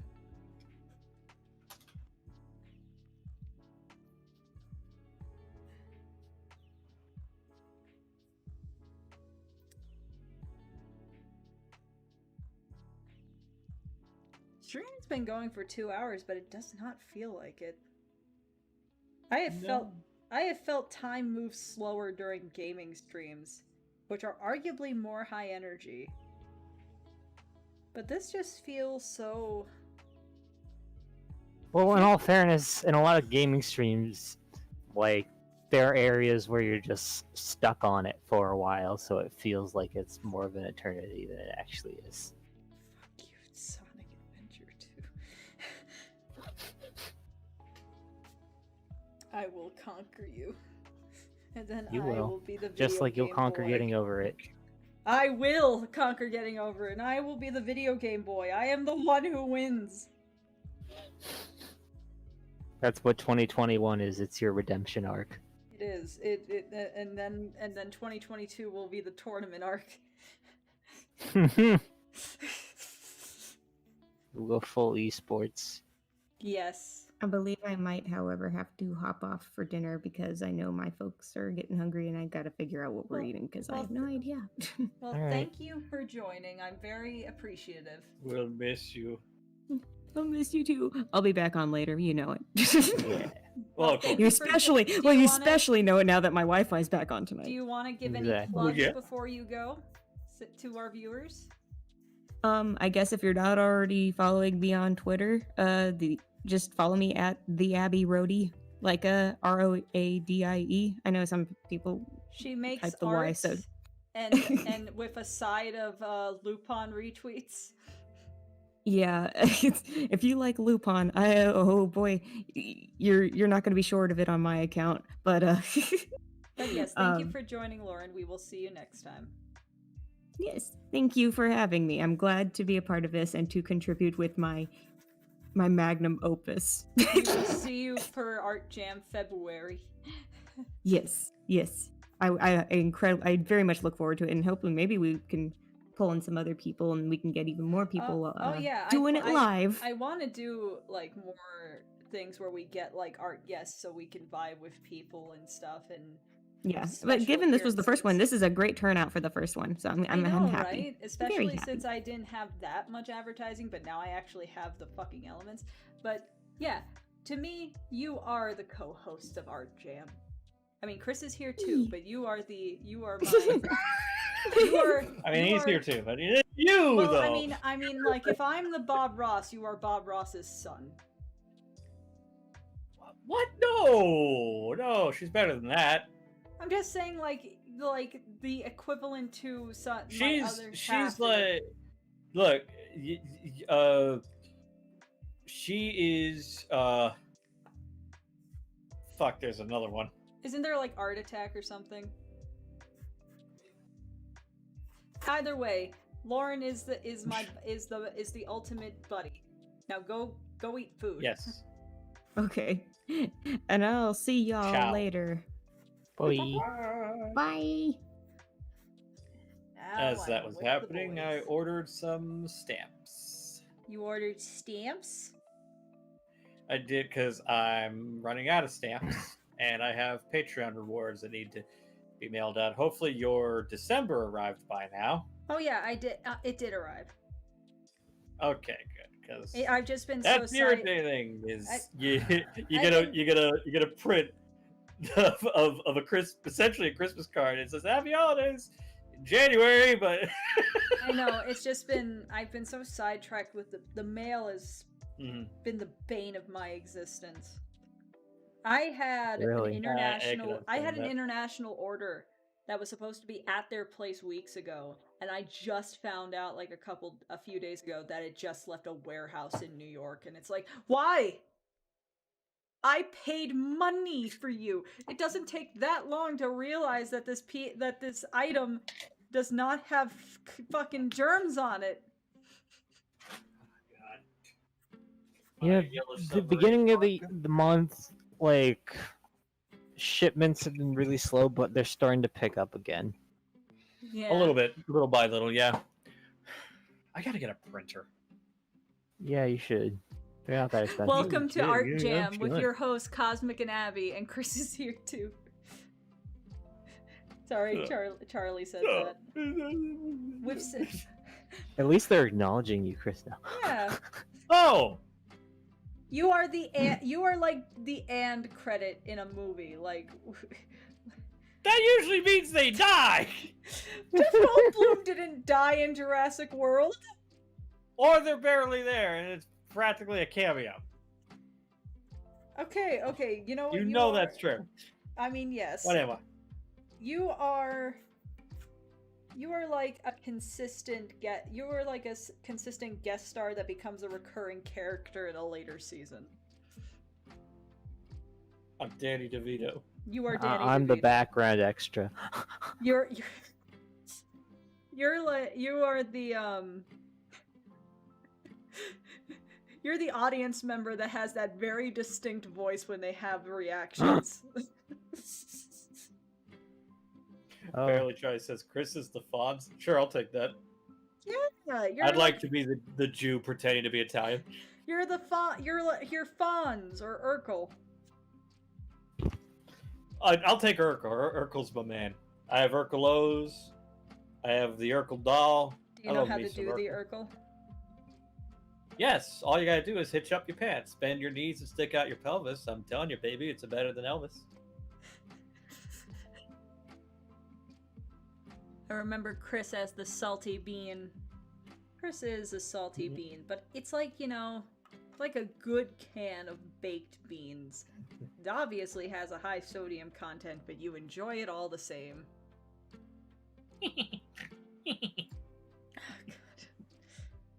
What? You don't diss the Urk man. I'm not dissing Urkel. It just brought it back memories of when when Danny and Aaron played the Urkel board game. Do the Urkel, yeah. And Danny singing it, and then Aaron dancing around with those terrifying Steve Urkel glasses on. In fact, I still have it in my one of my stream scenes whenever I had to host the Awkward Cast once because Max was out of town, and I had it as like a GIF that I would put if someone's camera got shut down. It was great. I think what I always loved about Urkel was like, here's a guy who's a television icon, and he's so shamelessly himself. Mm-hmm. He doesn't conform to any societal norms. Mm-hmm. And I love that. He lets that just freak Urkel. flag fly. Exactly. Yep. I still gotta watch his episode of Scooby-Doo and Guess Who. It's so funny. This is the first time Jalil's played that character in years, because I think he had some resentment for a few years, but you always notice actors have that turning point. They play a character for a long time, then they start to loathe the character because they find it obviously they find it difficult to find work because they get typecast, and then they have a complete 360 like way late in their life where they embrace that character, because then those people that grew up with that character are adults now and are like, oh my god, you were that character, you meant so much to me. You know what I think caused Jalil to resent Urkel for a while? Go on. Big fat liar. Because that's the only other, because that was one of the things Jalil that was like one of Jalil's few like on-screen credits besides Urkel that was a major release thing.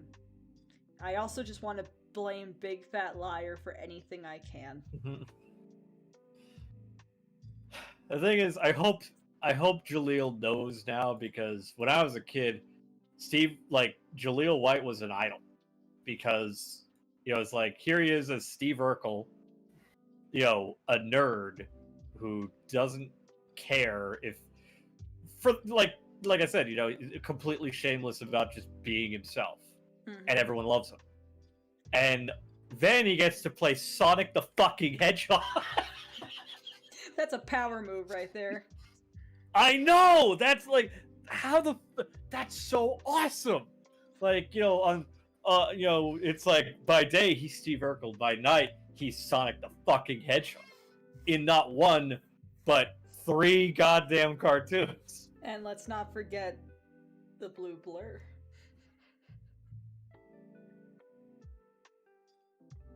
Didn't he reprise his role for that fucking fan film? Yeah, we don't talk about that. That fan film is awful. But the blue blur. It was cool that they got him to play the role. That was nice, but God, that model.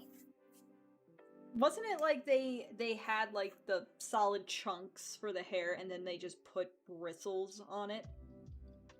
So it was Something like like that. it was like a mix between realistic hair texture, quote unquote, and like the cartoon. Mike Root just blocks. wrote, wasn't he Sonic at one point? How delayed is the stream? Well, my quote unquote thing just came on, so not that delayed. I have it set to low latency. Yeah, it all depends on how like buffered it is.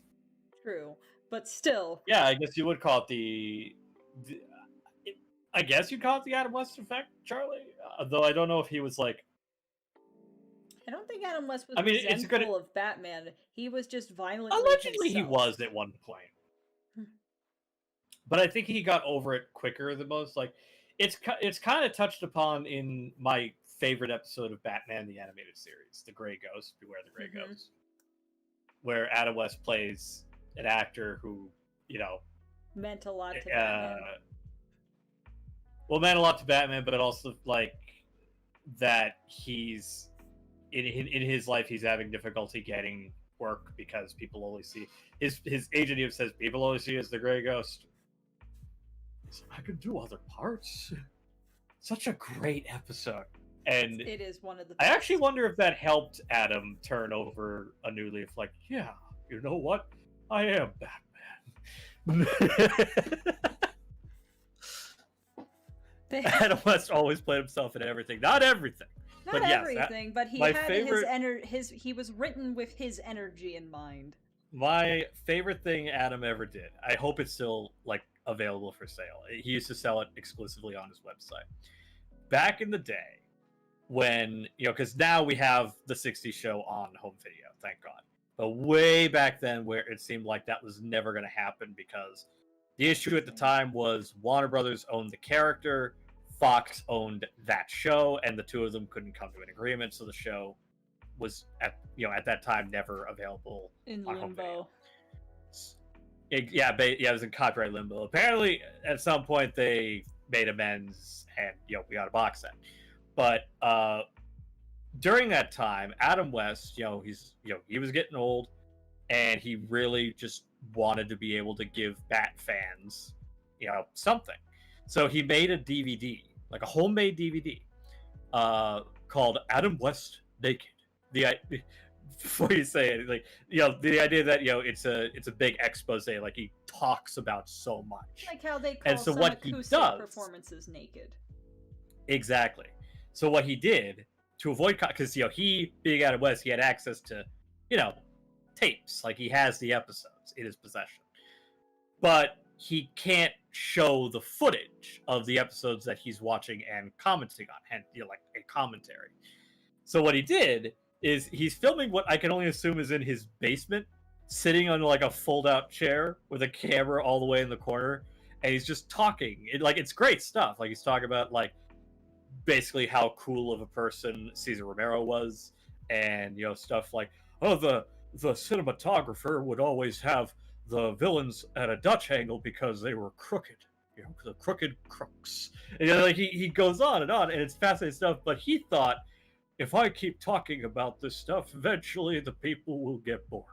So what he did is that he would, at random points of his commentary, he had filmed essentially like live action Family Guy cutaways. So he would just have a cutaway of him just doing something. Like the one I remember most is it just randomly cuts to him looking through a kaleidoscope, going, "Wow, the colors," and it just cuts back. That's great. I love that. I know. I miss him, but oh my god, only Adam West could be like, people might get bored of how much I'm talking about something that they can't see, so I might as well give the people more West. What was the story of how they got him for John I know. or something? Yeah, oh my god, I love that's the other one is Yeah, Welcome to for the those who Adam don't West know, Appreciation Hour. we always said Adam West, and I'll follow that up with another great West thing that we didn't deserve him. No, But we yeah, didn't. no. When for people that don't know, Johnny Bravo, as we talked about earlier, because Van Particle, the creator, is the alma mater. I think you said that. Lauren, if you actually can see Loyola University in the background of many Johnny Bravo episodes. So Johnny Bravo, two of its writers were Butch Hartman and Seth MacFarlane. It was actually where some of their earliest work in cartoons and writing came from. They famously wrote an episode of Johnny Bravo called Johnny Bravo Meets Adam West because both Butch and Seth were big Nerds. big Batman fans, and they wanted to get Adam West. And they talk about the process of, can we get, because we don't, they could have just had Jeff Bennett do an impression because Jeff does a really good Adam West. But they really were like, we got to get Adam West. So they said, and we had to call his manager, who in turn had us call his agent, who, yada, yada, yada, basically playing long games of phone tag till they finally got to him. And the first thing Seth says to him is like, yeah, hello. It's like, Mr. West, yes. Who's calling? Like it?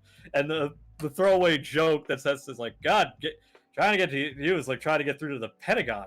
That was just, that's all right, boys. My nation's security is of top concern. Well, what are you doing right now? About feeding his dog? Yeah, what are you up to now? I'm just pouring some dog food into a bowl. And that's a great one. But one of my favorite things that he did, like the last 2 years he was with us, he ran a Twitter account that he actively posted on, and he once posted a photo of a moose that apparently just was in his backyard, and he took a photo of it and he put it on Twitter. It's like, I have made a new friend, though I don't know his name, so I will leave it up to you, the public, to come up with a name for our new friend. The next day, he goes, the name has been decided. He will now be known as Moose Wayne.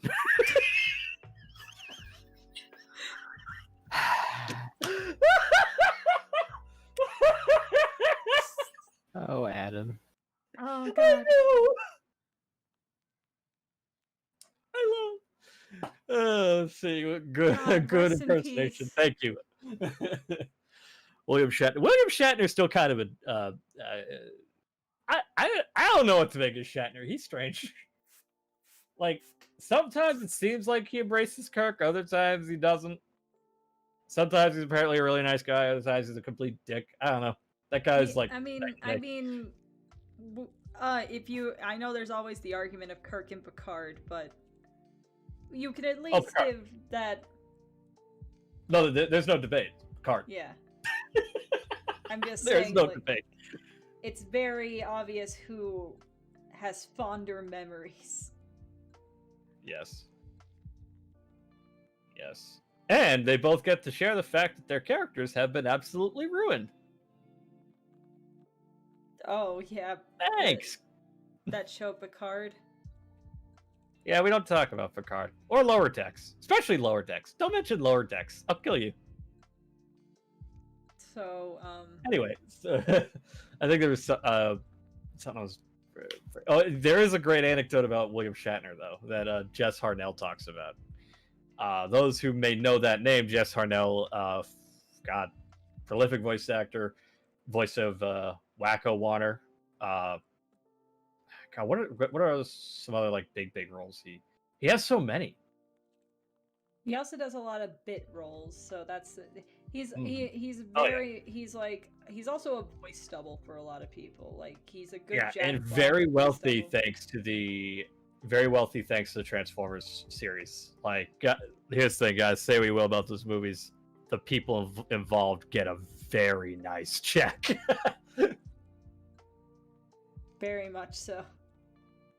Oh yeah, but no, apparently because of the wealth that Jess Harnell has acquired, or I should say accumulated, thanks to the Transformers franchise. he lives on the same street as William Shatner. And William Shatner, because if you look at Jess Harnell, you look at him because he's a rock singer too. You look at him, he looks like, you know, fucking rock star.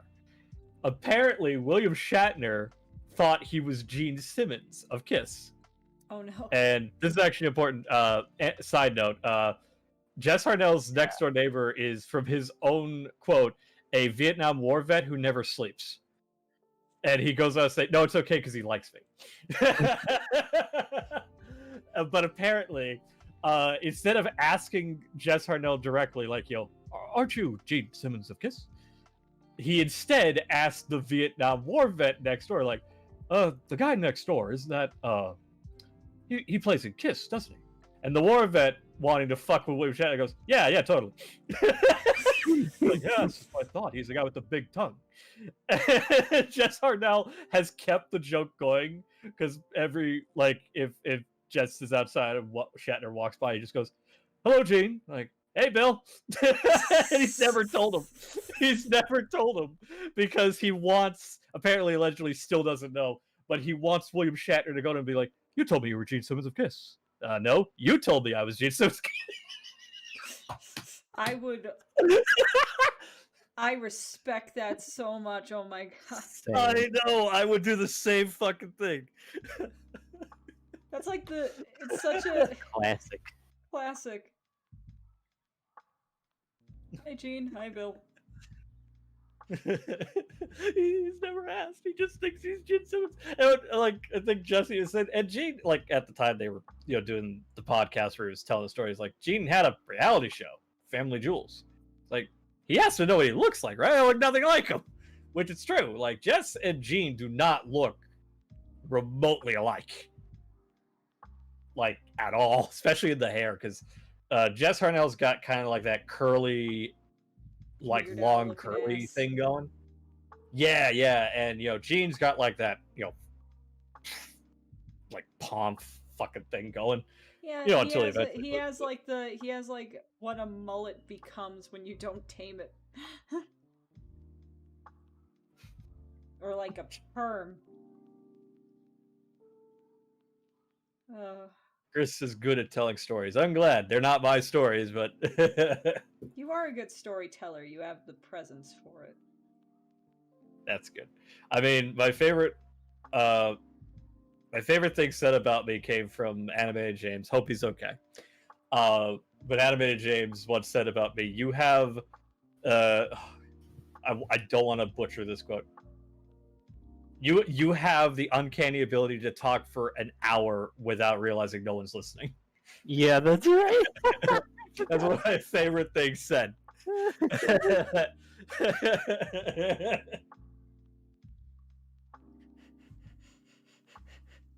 That's so good. I miss can't- James. I hope he's doing all right. Adam Weist. What kind of compass are you reading, lad? That's what I say. My name isn't Adam Wee. Or is it? No one messes with Adam Wee. No one hates any of the Adam West sketches in Family Guy. No one does. What?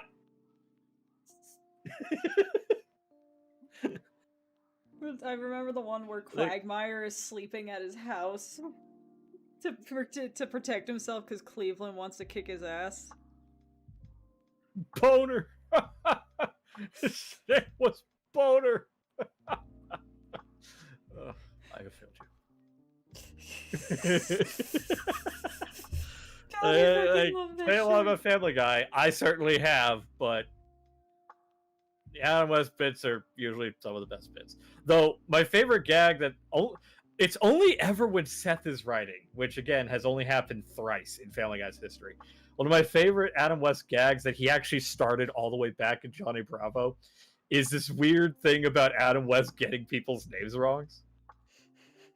Like they used it again. It's in the Johnny Bravo one, but the one I remember specifically was the Super Griffins. You know, the family got What If superpowers from episode? toxic Yeah. waste. Yeah, one of their best episodes. Seth wrote that one, and you can, if you watch it again, you can tell that Seth wrote it. But it's just this bit where because Justin Timberlake had his hair cut off. It's just like, the Griffin stole my hair. Settle down, Jeffrey. Justin, Mike. I don't know why that's so funny to me. Because it's said with such genuineness of just like because he gets it wrong again without any change in tone. exactly. Oh god. Are you the bully? I want you to meet my friends, the dogs. Their favorite food is faces.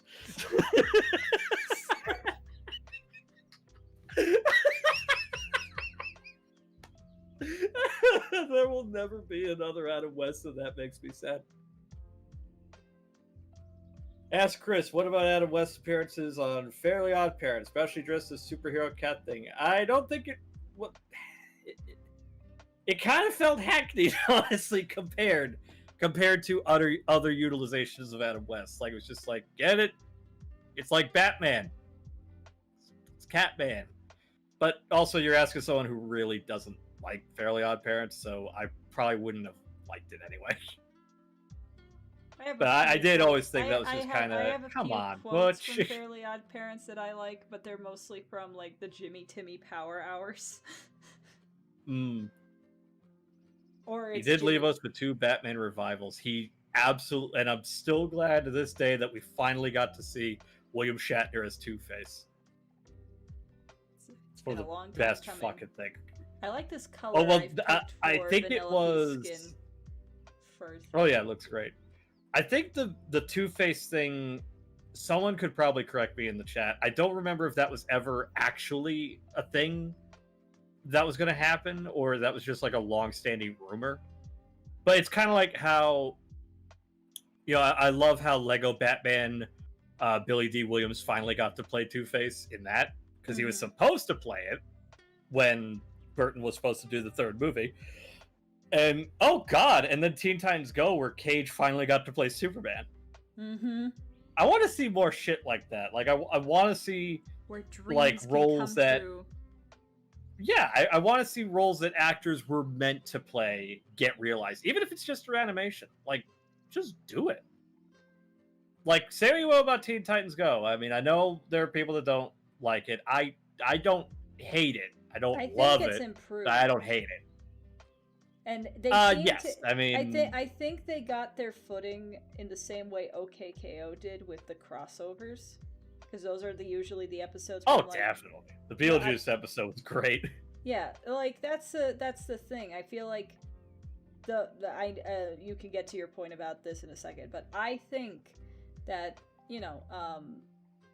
shows like Teen Titans Go excel with the crossover episodes because those give them a straight man, or they put them with a character so wacky that they become the straight man. Because in a show like where because that's the thing, when every character is comic relief, then you're missing part of a very important dynamic, and that is the main flaw with Teen Titans Go in my eyes. Like, everyone's usually like, oh, but they insult the original series, and it's like, no, they poke fun at it, yes, with full self-awareness that they are a completely different thing. But if you are getting mad that something is a completely different thing, fucker, do you know anything about comic books? They make a new universe every 2 years. DC is the worst at it, for the record. Like, they're always rebooting, and everyone hated the New 52, and they had to reboot that. Exactly. But, so I mean, again, because of the reboots, the only one that I would I can't subscribe to the whole Teen Titans Go, like, I say this with mockery, it raped my childhood. It did not, because I'm a big fan of Teen Titans. Is one of my absolute favorite shows. It's way up there.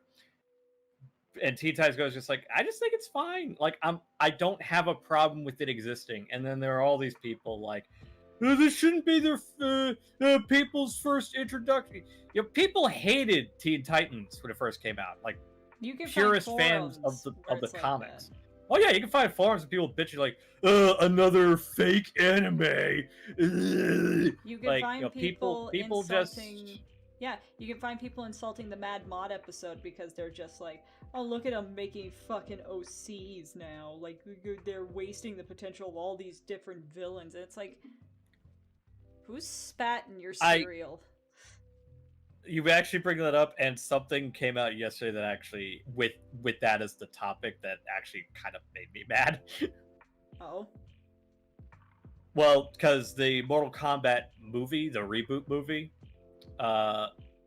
yesterday was supposed to be the original release date until it got pushed for, reasons. But they instead compromised. They still don't have a trailer, but they just released like screenshots of the movie. Mm-hmm. And so many of the characters look great. Like we saw Sub-Zero and Jax, and I think I'm trying to remember. I think Scorpion was there, but I didn't see him in the getup. But what irritated me, I was reading the whole article, like, okay, looking good, and then it says, and introducing Cole, the brand new protagonist. I went, wait, what? The fuck you mean new Why do we need a new fucker? You have years of characters that you could use as a vehicle. The last movie used Liu Kang. Like, and apparently I read into this, one of my favorite characters, Johnny Cage, is allegedly not even going to be in the movie, even though he's a big part of that franchise and he's a fan favorite character. He's the perfect, well, okay, not the perfect, but he's a better lead character than fucking Cole, an OC made specifically for this fucking movie, which is, look, I love Mortal Kombat to death, and I had high hopes for this reboot because I actually genuinely like the Mortal Kombat movie from 1995. But this just frustrates, like, to me that is frustrating. It's like, why do you need to add another character? You have well over 20 years of characters that you can use. And why remove iconic ones to make room for a character we don't know, we don't care? We're not gonna care. And you can't put it up to the excuse of, oh, well, we need a character so non-fans can get into it. Mortal Kombat as a story is a pretty easy thing to grasp. There are fighters and there's a tournament. It's about all you need. Mm-hmm. Like, I mean, you could call me out if you want on it, but I honestly think that's ridiculous to and also I'm keeping this to extent of view. I'm mad as a fan because that shouldn't be how it's treated. Do not, I say this for protecting my own ass, do not harass Louis Tang, the actor playing Cole, because I don't want another fucking what was that character's name from the Last Jedi? Rose? The Asian girl. Yeah, Rose. God, I feel bad for her. Like, I didn't care for her character, but poor thing. People don't know how to separate the actor from the character sometimes. Yeah, I have no, like, I don't know Louis Tan, but it's a role. It's not like he gets to choose it. And if you're gonna get the opportunity to be in the Mortal Kombat movie, of course you're gonna take it. I just feel bad that, he shouldn't be given the character that immediately people like myself are going to despise. They're going to despise his purpose. They're going to despise, like I said, everything. It just makes it. This never works when you're like, we're going to adapt a franchise and we're going to shoehorn in a new character. That has never worked. In fact, in retrospect, it didn't work with the Muppets either. I don't really know any Muppet fans that like Walter. I like Walter. I like Walter. I don't know any Muppet fans who like Walter. I follow a lot of Muppet Twitter accounts, and there are a lot of people that don't care for Walter. Because they're the authority on all things Muppets. It's not about authority, Sean. It's about getting a generalization. Ladies, you're both beautiful. I mean, in retrospect, I don't care for the character very much because I honestly don't. He doesn't really add a lot to the troop, and really he's just hello. He's really just a vehicle character to reintroduce the characters to the new age, but I don't know if that was really needed with the Muppets. I mean, I wonder what it would have been like if they just took the aspects of Walter and Jason Segel's character and fused them together as a human. That could have worked. Then you would have gotten Man or Muppet. That's true. So the thing was, what it's just. did I miss? Oh well, we're still doing the art jam, so welcome. We've already gotten a lot of fantastic submissions. I'm working on this goat mermaid girl that Sean has named Vanellope, and we're just vibing. Ah, nice.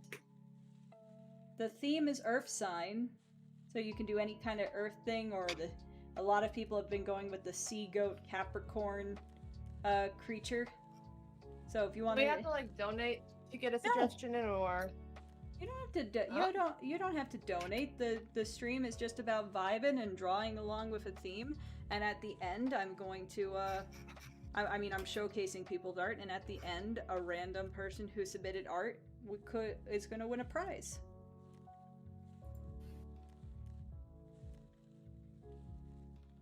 Apparently, there's a thing for you in the cursed shitpost.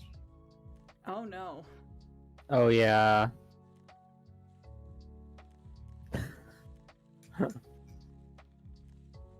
I hate it. Oh my god, that's terrifying. I'm not gonna put that up on stream, but it's Key, the pony, as a fucking the fucking giant AT-AT. Yeah, the AT-ATs from goddamn Star Wars. I hate it. that is disturbing. It looks like my character is glitching into the abyss. Yeah. What if it is? I mean, big mood.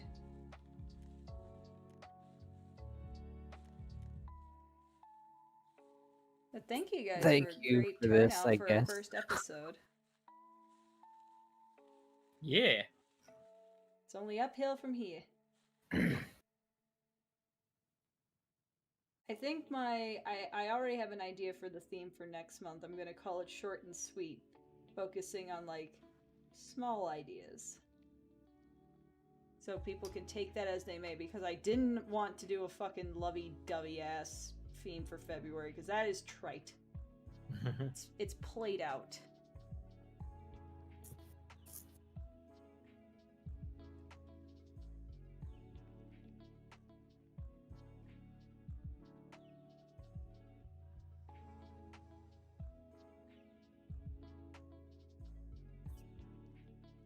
Oh, if you have a possible Twitter submission, if you're interested. What did you link, Odie? Is it with the hashtag? No, it's no, it was that fucking it's the fucking ATV again. Did you just call it the ATV? I don't care. It's creepy as fuck. I don't like my face. I don't like the face. AT-AT. I don't like the face being the hub of it. But yeah, Why not a fish theme for those Pisces people, says Kobyaza. I'm actually planning that Pisces is going to be March's theme. Because Pisces does go into fucking March, and that's my birthday. Woo! I mean, I could have been narcissistic and make the theme my birthday, but I'm not gonna do that because that's sad.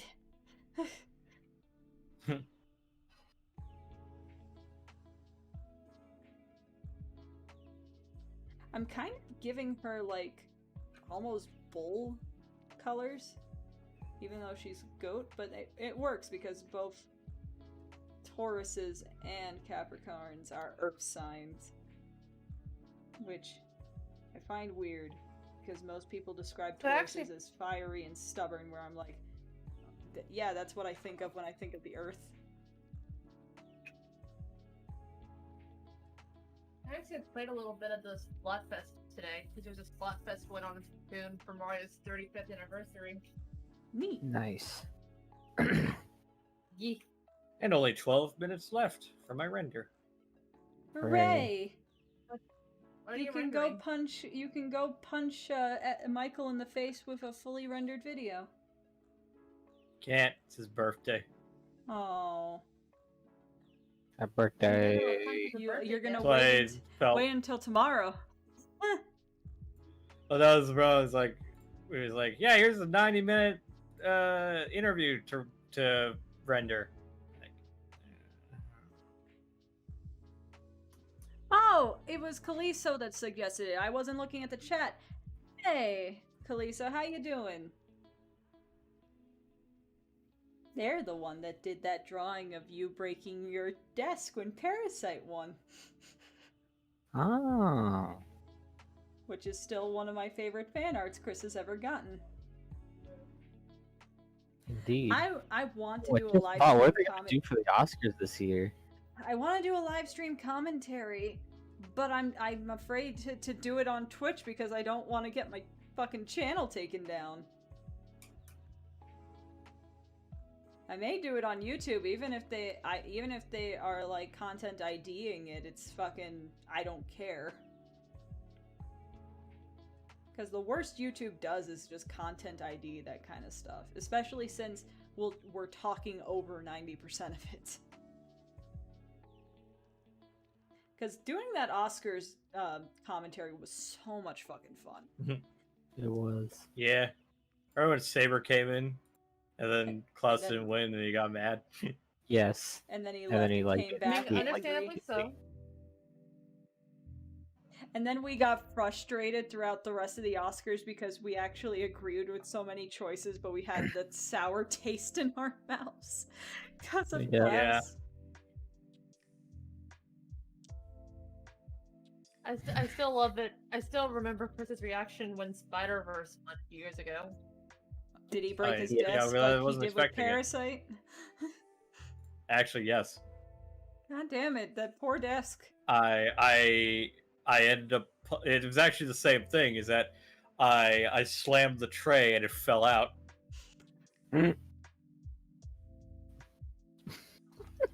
Jesus. I What? No, it's just funny. I just now I have no tray because the desk I'm using is an IKEA table. So what are you gonna do? Yeah, I don't like keyboard trays anyway. So. Throw a Wii Not- mode at the throw a fucking remote at the screen as something that you like wins. You gotta do some. I'm collateral not damage. Will. I don't just break things. You don't gotta throw do your some Joy-Con collateral at the TV. damage.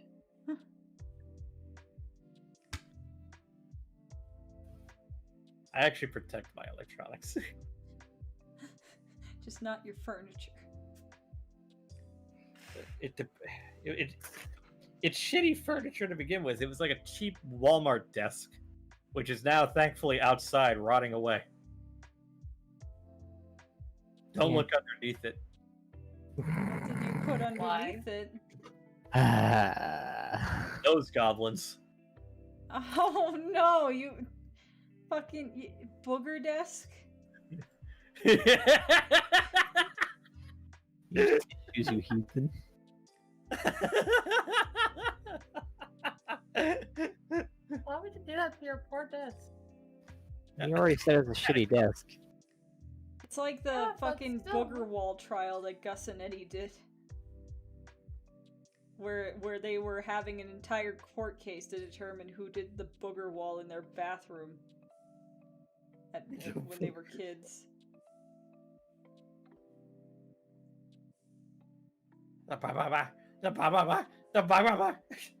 I have submitted another doodle into your server. It is the top doodle. I did a comparison to my old drawing. Okay, cool. Let me go and take a perusal. Did you know they did another live action SpongeBob? Mm-hmm. What? The channel that Key had found that does the live action SpongeBob recreations. Oh my Oh, god! okay. What They episode? did one for the Christmas episode. For Christmas. Speaking of SpongeBob, Oh my Will and I God. found an incredible SpongeBob. Aw, that's video cute. last night. I like that's cute, Pika. This goes up here. Aw. I think we Pika got has something we submitted gotta watch 3 after this pieces now, to though. the art jam. What, Lizzie? I'm saying we got something gotta watch after this now because I gotta see that SpongeBob video. I'm actually curious, like, do they do the patchy stuff too? I mean, why wouldn't they? That would be an insane level of detail if they did. I mean, those fucking shorts are an insane level of detail. I don't think I've seen them.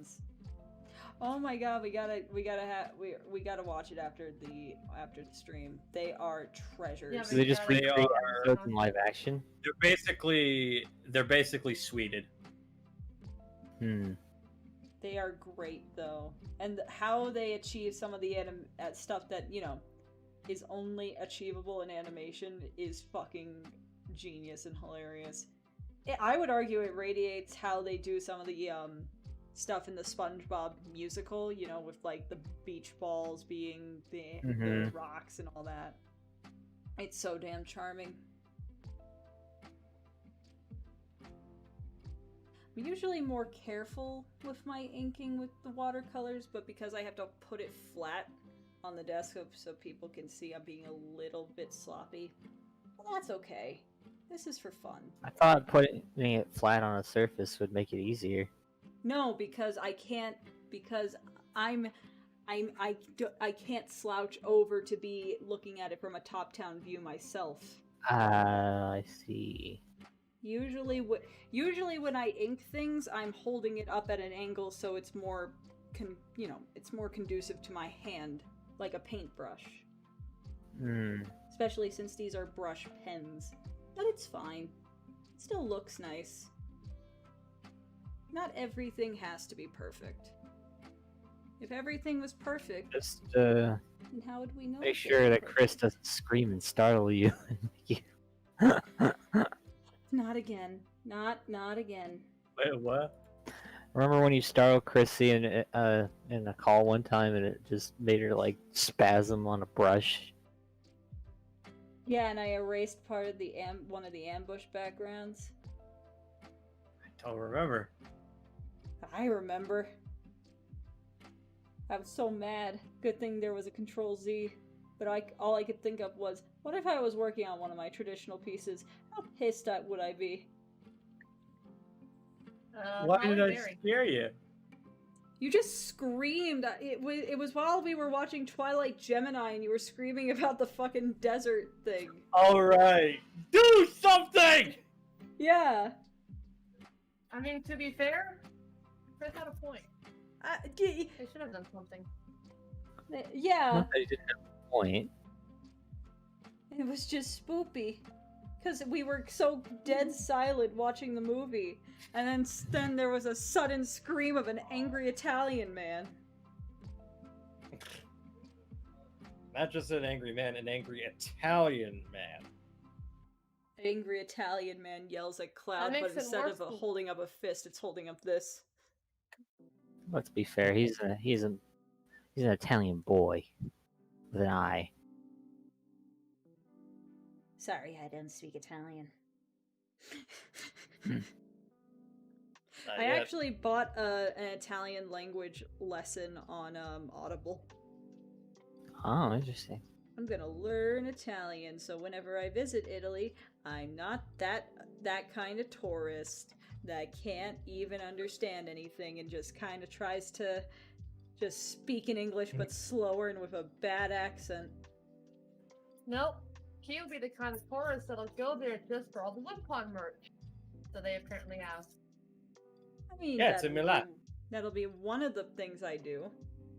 But you're going to Italy. I have you a know comic that you're- coming out set in Italy.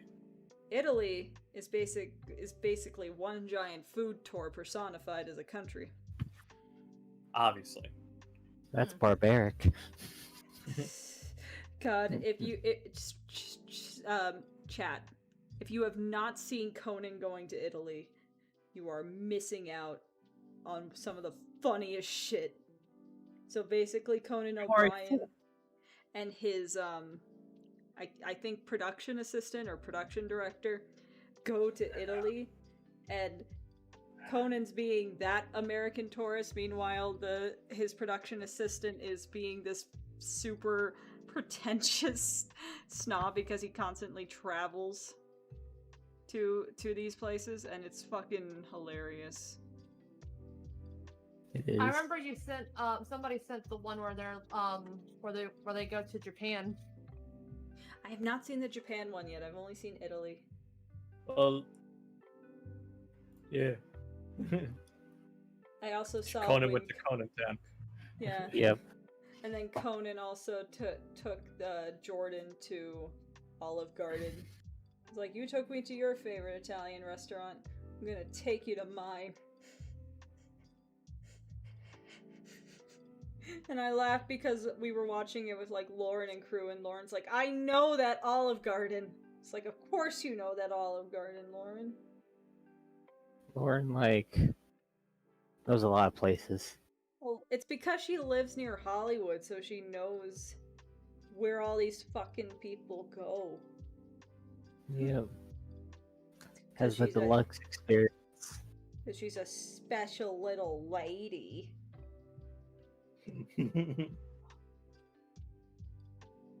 I may do, like, just a chill art stream. Like, not this week, but next week to finish this. Because Chrissy's trying to do a New Year's resolution of pacing herself so she doesn't have a fucking crash. Like certain Yeah, we things don't have need another caused me. ambush. We don't need another ambush. Wasn't fully my fault.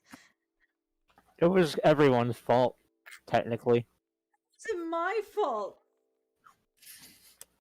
I didn't make the deadline. No. It's Chris's fault.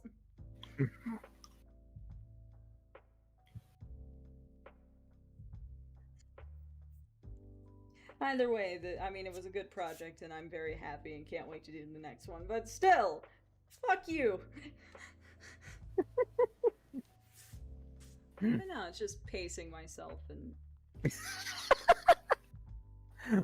Fuck you! No, I'm just pacing myself. yeah, you know, and I already got some good framework here, and then I can work more of it on just a chill stream, because then it will still be January and fit the theme.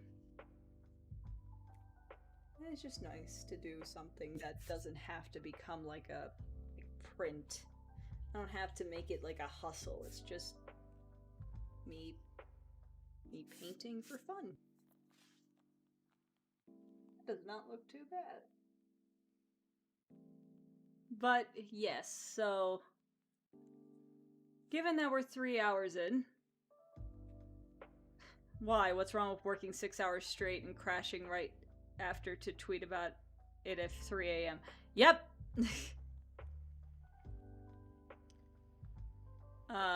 My grandmother used to say that they put worms in their pizza in Italy. I think that was just a thing with your grandma. Yeah. That doesn't sound right. But yes, I think now I'm going to put people's names into a random generator and see who is going to be our lucky wheel. So we got Odie.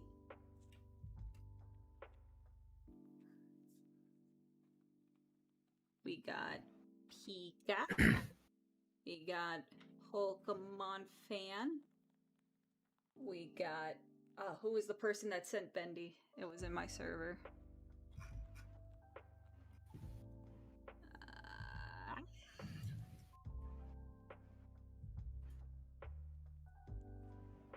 Ink. Their name is just Ink. And Magical. because Lauren's not allowed to get into this raffle. Oh, then there was someone. That'd be No. cheating. Yeah, that would be cheating. Alright, so I'm gonna spin the wheel. Let me do a screen capture.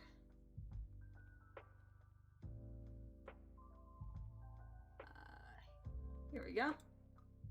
And spin. Oh, oh. Woo! Ink! Congratulations, you are the winner of the first art jam. Oh, What do Ken they made a win? submission. Oh no, we can't do. We have to do it again because Ken did a submission. so- Sorry for fake out. What? I was just saying to chat, sorry for the fake out. No, sorry. So bad. I don't worry. I see what you said. I see what you said. We're redoing it. Yeah. I'm gonna. I made a submission as well. Oh, let me see the submission, Nightfall. I didn't see it get tagged. So here's one of... This is the one Ken did on my screen. Which is fighting Pisces. I mean, that does fit Zodiac, so... Good work. And then we have...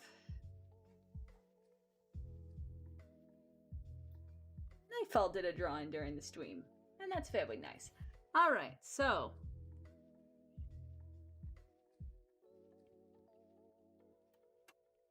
Alright.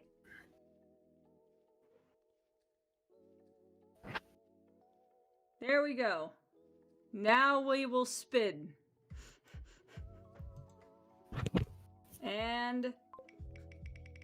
We're Wheel, being queens wheel, let again. it turn. Who's gonna land? There you... Magical Dude, you have won. Congratulations. Woo! Magical, are you still in the chat? I have to wait until they see. Wee wee woo.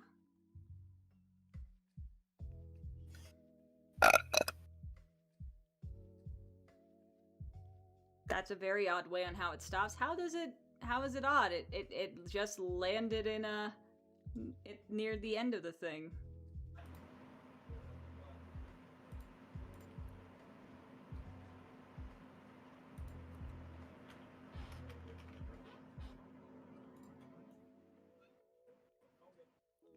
But yes, Magical, DM me on Discord and you have the, can you donate your winnings? Well, I mean, you could give it to another person who submitted to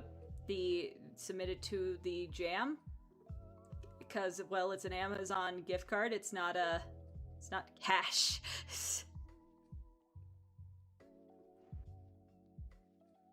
How much is the gift card? They have the choice of either a $25 gift card or I can curate them some really good art supplies for $30 of any medium of their choice. Oh,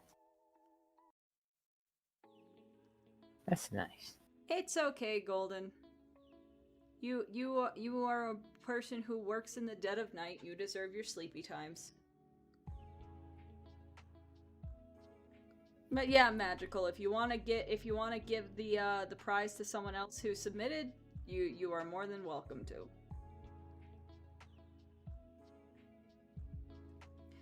I just need you to say it now if it ever hold your pee-pee. Why? I don't know.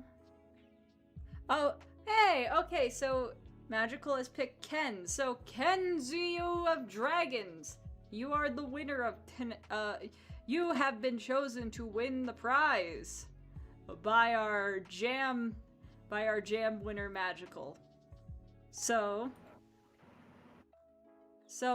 you can DM me and you can decide what which one of the two prizes you want to get. And with that, I want to thank everyone for turning out for the Art Jam. I'm honestly surprised that we got the amount of viewers we got for a pilot episode. It's really flattering. So, yeah, we're going to be doing this next month, probably the last week of next month, because, you know, gives you guys some time. And next month's theme will be short and sweet. So, you know, if you have your favorite short characters, or you just want to do something where the theme is a short, like a little short character, or animal, or whatever you want it to be. So I do request that people use the theme when they're drawing. I don't mind you guys just vibing while you guys are drawing, but I make a theme for a reason. But yes, so I will put more details about next month's art stream, art jam, you know, when it gets closer. But yeah, thank you guys for joining. I will see you, not this coming week, because we gotta do some house sitting and dog sitting, but, you know, I'll see you tomorrow for the first Awkward Cast of 2021. Ooh. Yes, so, you guys, I swear to God, you fucking bronies, if I see 50 submissions of Blissey, I'm going to scream. Yes, you Can't can. say that, because then it's gonna happen. You can draw. Let's see. You can draw a gremlin if you want, Odie. Wait, who's Blissey? Lightning Bliss, one of my friends. Her pony OC is a really short pony. But yeah, till next time, everyone. Stay creative. Stay safe. Good